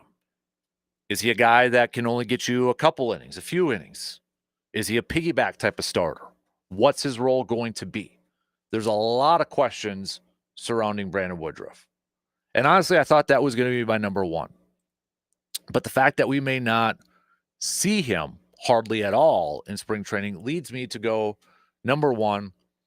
It is the shortstop position, but also shortstop has the trickle-down effect to third, to second, because if it's Ortiz, which I think we all assume, if it's Ortiz moving from third to short, then it's like, well, who plays third?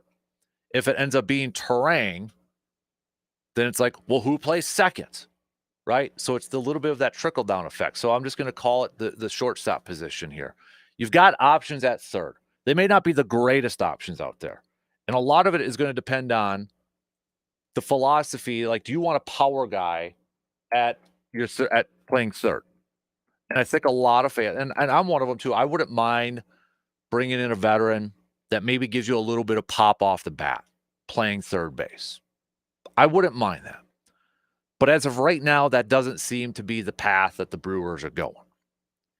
If it's going to be Caleb Durbin, a guy who Pat Murphy absolutely loves, came in over from the Yankees, you're talking a little bit more of a small ball lineup then. Because you insert Caleb Durbin in there, Joey Ortiz, Bryce Terang, Sal Frelick. I mean, those are essentially your small ball hitters. Assuming Yelich is going to give you some more power, Contreras can give you a little bit of pop. Hopefully Rhys Hoskins can be a little bit more consistent, but he's going to be a little bit pop. Garrett Mitchell is kind of the wild card. I feel like they feel like he can provide some more power in that lineup. We saw it last year towards the end of the season when he was getting slotted in as a number 3, number 4 hitter and such. So he's kind of the wild card for me in that essence. But it's the trickle-down effect. After, okay, you take Ortiz to short. Who's third? You put Terang at short. Who's second? You keep those guys over there. Who's short, right? Ultimately, I do feel like it's going to be Ortiz. It is going to be Terang. But then it's like, okay, who's third? Is it a platoon? Or is it somebody that's not on the roster? Or maybe it's just simply Caleb Durbin's going to get the shot to win it. Or could we see Sal Frelick get in there? And there's a lot of questions surrounding that. And that to me is why that's the number one question heading into spring training for the Brewers, is because it has such a ripple effect with other positions. Okay, Sal Frelick's going to get some reps at third to see if he can win that. Okay, so does that mean Cheerios in right or Yelich is in right? Right? I mean, there's so many different layers to this. And that's why, again, that is the number one storyline, in my opinion, heading into training camp. It's not just simply shortstop. It's the trickle-down effect from those. Game number 2, Cristobal. Let's have a little fun with this one. So you had Jay Glazer yesterday with the scoopage bomb. And I don't think anybody's really surprised about this. But the Jets are moving on from Aaron Rodgers. He said the Jets flew him in, told him in person that they're going to be moving on. He also noted that the fact that Aaron did hop on a plane, go over there, he feels like that sent to him, that sense is that Aaron's going to play next year. Maybe not. It could have just been simply Aaron's like, no, I'll give the respect to and hop on the plane and have a meeting, blah, blah, blah, blah. But let's assume for this game that he's going to suit up in 2025. Get your Magic 8 balls out. Get your crystal balls out. Where is he going to suit up? So, where are the odds? Let's start off with the odds. The team with the best odds right now is the Pittsburgh Steelers. I forgot about this team when I was kind of going through my mind here a little bit. San Francisco's got the second best odds. The Saints coming in at number 3. Raiders. Then you throw in the Seahawks, the Browns, the Giants, the Titans, and the Colts. And we'll leave it there because then it just goes down and down and down. I'm surprised actually on this one they don't. Where are the Vikings at? And I thought for sure the Vikings would be listed on this one. Let me double check a different betting odds ones on here. See if they got. Wow. Okay, so here's another one here where they've got the Raiders as the top one. Steelers, San Francisco, Saints, Seattle, Cleveland, Giants, Titans, Colts, Cowboys, Rams, Dolphins. So they're not on there. Okay. My crystal ball tells me I don't think so. I don't think it'll be Minnesota. So it ain't going to be that one. That's what my crystal ball tells me. Not saying my crystal ball is always right, but it's not going to be Minnesota. I think it'll be between Pittsburgh, the Raiders, and I'll throw one wild card into it. I'll go with the 49ers. So Pittsburgh has just been rumored for the last couple of years. I think if Aaron truly is going to want to play this year, I feel like, first of all, the first check mark that he's going to want is, okay, can the team go to the playoffs? That's why I know the Giants are up there, but I mean, are the Giants a team that could go to play? No, I don't think they could go to the playoffs. So is he going to want to, unless he's just like, I just want to stay in New York for one more year, collect a paycheck, and boom, get out. I don't know. So I don't think it'll be the Giants. Pittsburgh, you look at it, okay, they've made the postseason. I mean, they're almost like the safest bet in the NFL. Like, if you just got to pick a team to go to the postseason every single year, it's Mike Tomlin and the Steelers. I know they got Najee Harris as a free agent and such, but they've got some nice defensive players and all that. Would Aaron Rodgers improve that roster? Would they help maybe, not only get to the postseason, but maybe win a game or two in the postseason? They've got Baltimore in that division. Cincinnati, I think, is going to be better. The Browns might be another situation on here too that, yeah, look over there. I just think the Browns at this point, if I'm them, cut the cord and just like take your hits with Deshaun Watson, release him, trade Myles Garrett, get some picks, restart that thing. It's kind of a mess right now. So, yeah, I think if you go to Pittsburgh probably another playoff team if Aaron Rodgers is on there. So Pittsburgh is between Pittsburgh, the Raiders, I really feel like the Raiders are not in a rebuild. I feel like they're going to try to be aggressive this offseason. Maybe that means trading Max Crosby and getting some picks and getting some flexibility over there. But I feel like when you hire a coach like Pete Carroll, you don't have a 2-3 year window. You're like, we're going to try right away. The only thing is with the Raiders, that might be the toughest division in football along with the NFC North. Chiefs, Chargers, Broncos, all playoff teams this past year. You would think the Broncos and the Chargers are going to continue to get better. So that's an uphill climb. But Vegas, close to California, for Rodgers, gets to play for his buddy, Tom Brady and such. So I'm going to put the Raiders in there. And my wild card is just San Francisco just because I don't know what San Francisco – I don't even know if is San Francisco going to want to give Brock Purdy all that big money and a big contract and such. Apparently Deebo Samuel wants out now. He wants out of there. He's requested a trade. You know, they got Brandon Ayuk. They got Kittle. They've got a veteran team. So maybe they're like, hey, Rodgers is a big upgrade for us over Purdy. We got one more shot, 1 year window. Let's try it. He gets to go play for his childhood favorite team. It's the perfect end of his career. Doesn't get drafted by San Francisco, but finishes his career with San Francisco. So what is it? My magic 8 ball says I think he retires. But if I had to pick a team, I'm going to go with Pittsburgh. My magic 8 ball or crystal ball, whatever the case may be.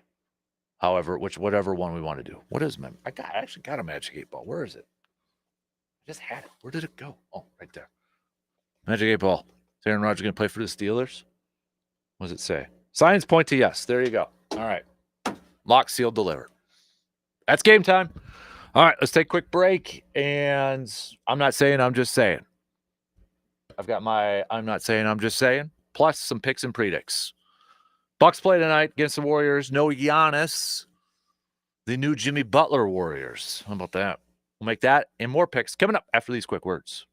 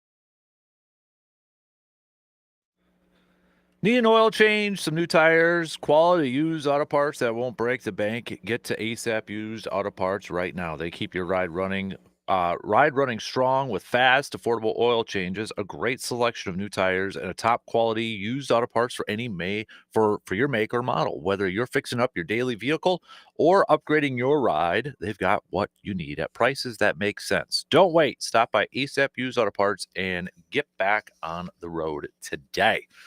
All right, let's do, excuse me there. Oh, choked up there a little bit. Let's do a little, I'm not saying, but I'm just saying as we wrap up this Monday program. By the way, before I do that, really quick, your odds in case you're wondering about for the next Super Bowl. Depending on where you're looking at right now, we've got, I saw one where Chiefs and Ravens were tied for favorites, and then Philly was there. This one I'm looking at, this is through The Athletic. It's got the Eagles is the best odds, Baltimore, Buffalo, Kansas City. So it's Eagles number 1, then Baltimore number 2. Buffalo and Kansas City are tied for the third best odds. Detroit right after them. Then it's San Francisco, the Bengals, and the Packers and the Commanders are tied for 8th. Tied for 8th best odds for the next Super Bowl. This one is okay. Okay. Chicago is actually middle of the pack here a little bit. So Chicago's at plus 4,000. Packers are plus 2,000. Minnesota's a plus 3,500. Just to put in comparison, Detroit's a plus 800. The next team, San Francisco, is plus 1,400. So it's a little bit of a drop off there. But you look at Philly, Baltimore, Buffalo, Kansas City, Detroit. It's tight. Philly's plus 650, and then Detroit's plus 800. Baltimore's plus 700. But Buffalo is 750. Kansas City's 752. So, but just in case anybody was wondering, because everybody's got to put the odds out for next season right away, right? We all do that. So, I'm not saying that they should change the Super Bowl MVP winner from last night, but I'm just saying that Vic Fangio deserves a ton of credit, and if I'm Jalen Hurts, I may be giving Vic Fangio that Super Bowl MVP trophy this morning at breakfast and such. Vic Fangio, the game plan that he had and how that defense performed last night was the MVP, in my opinion. Jalen Hurts was fantastic. You know, he had the interception towards the goal line there, but he used his legs. He was a threat running on the ground. He was their leading rusher. Made some big-time throws. Jalen played really well. But my MVP for the game last night was Vic Fangio. That defensive front, the game plan that he had, credit to the players, though, too, for winning their one-on-ones. I mean, not having to be able to bring extra blitzers and pressures was huge and a big benefit to Vic Fangio. But you know, we talk about what was some of the best free agency moves in the offseason, and Saquon's up there at number 1. If Saquon's 1, Vic Fangio in terms of free agency moves in the offseason is 1B. If Saquon's 1A, Vic Fangio's 1B. Vic Fangio and his game plan last night against Andy Reid and the Chiefs offense and Patrick Mahomes, it was fantastic. So I'm not saying that Jalen Hurts wasn't the MVP, but I'm just saying maybe he wants to give, Vic Fangio, I don't know if they still get cars or whatever. He might want to give Vic Fangio a little bit of love with that too. That dude was dynamite yesterday. Dynamite. All right, let's do some picks and predicts.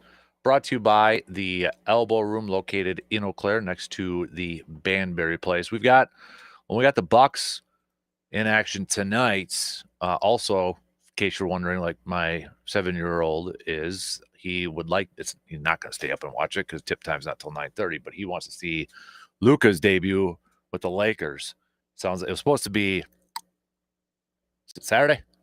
Yeah, it was supposed to be Saturday, and then it got pushed back. So Utah at the Lakers. Yeah, I'll go with the Lakers. I'll be honest, when we had that game on because he was watching it, I was surprised at the Lakers were actually playing well as a late, because the announcer said J.J. Redick's in the running for NBA Coach of the Year. I'm like, huh? I'm like, oh, okay, they're actually playing better as of late. But Minnesota at Cleveland, I will go with the Cavs. Let's do Boston at Miami. Give me Boston. New Orleans at Oklahoma. Oh, yeah, it's Oklahoma City. Come on now. Sacramento at Dallas. Anthony Davis is already out for a while now, so I'm going to go Sacramento in this one. And then let's do Golden State at Milwaukee. Even though it's in Milwaukee, Golden State's favored by 6.5 in this game. No Giannis in the game. I'm going to go Golden State. I'm going to go with the Warriors tonight. I hate to say that, but I'm going to. Let's do... Is there any good college hoops games on the docket here? Let's do North Carolina at Clemson. Clemson's favored by 5.5 in this one. Isn't this the Dickie V game? Is this the one that he's doing, I believe? I'm going to go North Carolina. Getting the road win, getting the upset on the road. And then let's do Baylor at Houston. Houston's number 5 as of right now. Houston's favored by 8.5. Yeah, I'll go with Houston picking up the win tonight. So those are your picks and predicts brought to you by the Elbow Room. So, all right, we hit up on a lot this morning. We talked, obviously, recapping and putting a bow on the Super Bowl and such, but we had a little bit of a spin on it, considering we've seen the Packers play the Eagles twice this year. From what you saw from last night and throughout the season, how far off do you think the Packers are from the Eagles? Majority of you saying not that far, maybe a couple pieces away, just kind of lumping it all together. That's where the majority of you landed at, a couple pieces away. But like I said earlier, and a few of you have also went on to mention, I do think this is a Goody season now. I think it's a big off season for Goody. I feel like we do. We say it a lot, and we say it almost every offseason for all of our teams. And I think it's a blanket statement a lot of times, but I also think every offseason is different. So when we say it's a big offseason, it could mean different things. And for this instance, when it comes to Green Bay, I think it's a big offseason because we want to see that growth, the last 2 years into the postseason and such. Jordan Love's first year, you win a postseason game, then you just get beat by the 49ers. This year, you limped into the postseason, and it showed in the first game. And then you have your general manager going out there saying, I think it's time we start competing for championships. So you put the pressure on, man. And that's going to be the expectation now from the fan base and from everybody else. You said it yourself, Goody. It's time for us to compete for some championships. All right. Now we're in the offseason. And this is your season. This is how you can help out your team compete for championships. It's free agency. It's the draft. It's the offseason. This is your time. This is the GM's time. This is Goody season. What is he going to do? What are the moves is he going to try to do something what the Eagles did last year? I mean, look at the Eagles. That's why everybody who's kind of down with the Packers, look at the Eagles at this point last year.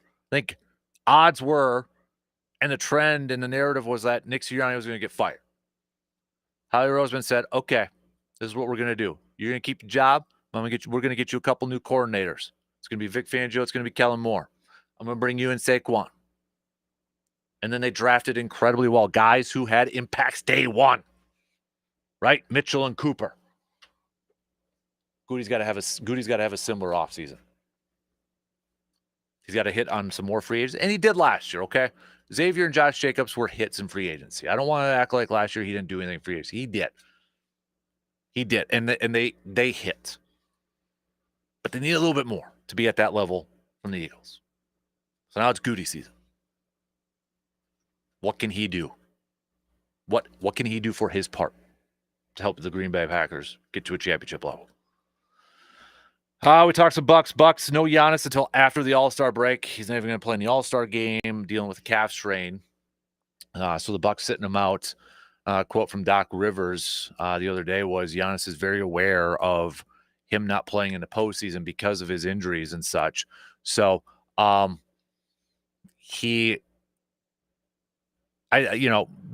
know the bigger picture overall. It's not going to be the best. They're not going to be a top three team in the East. I think now you have to shoot for trying to be that fourth team, getting that 4 seed in the Eastern Conference, trying to get a home playoff advantage in that first round. Right now, the Bucks are the 5 seed. They're a game back from Indiana.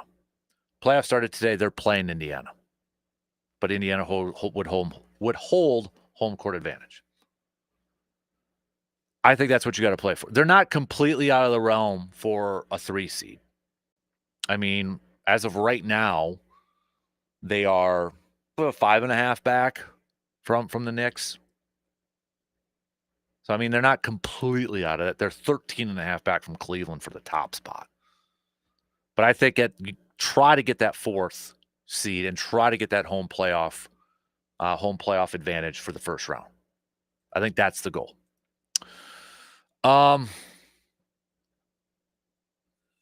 So you got that.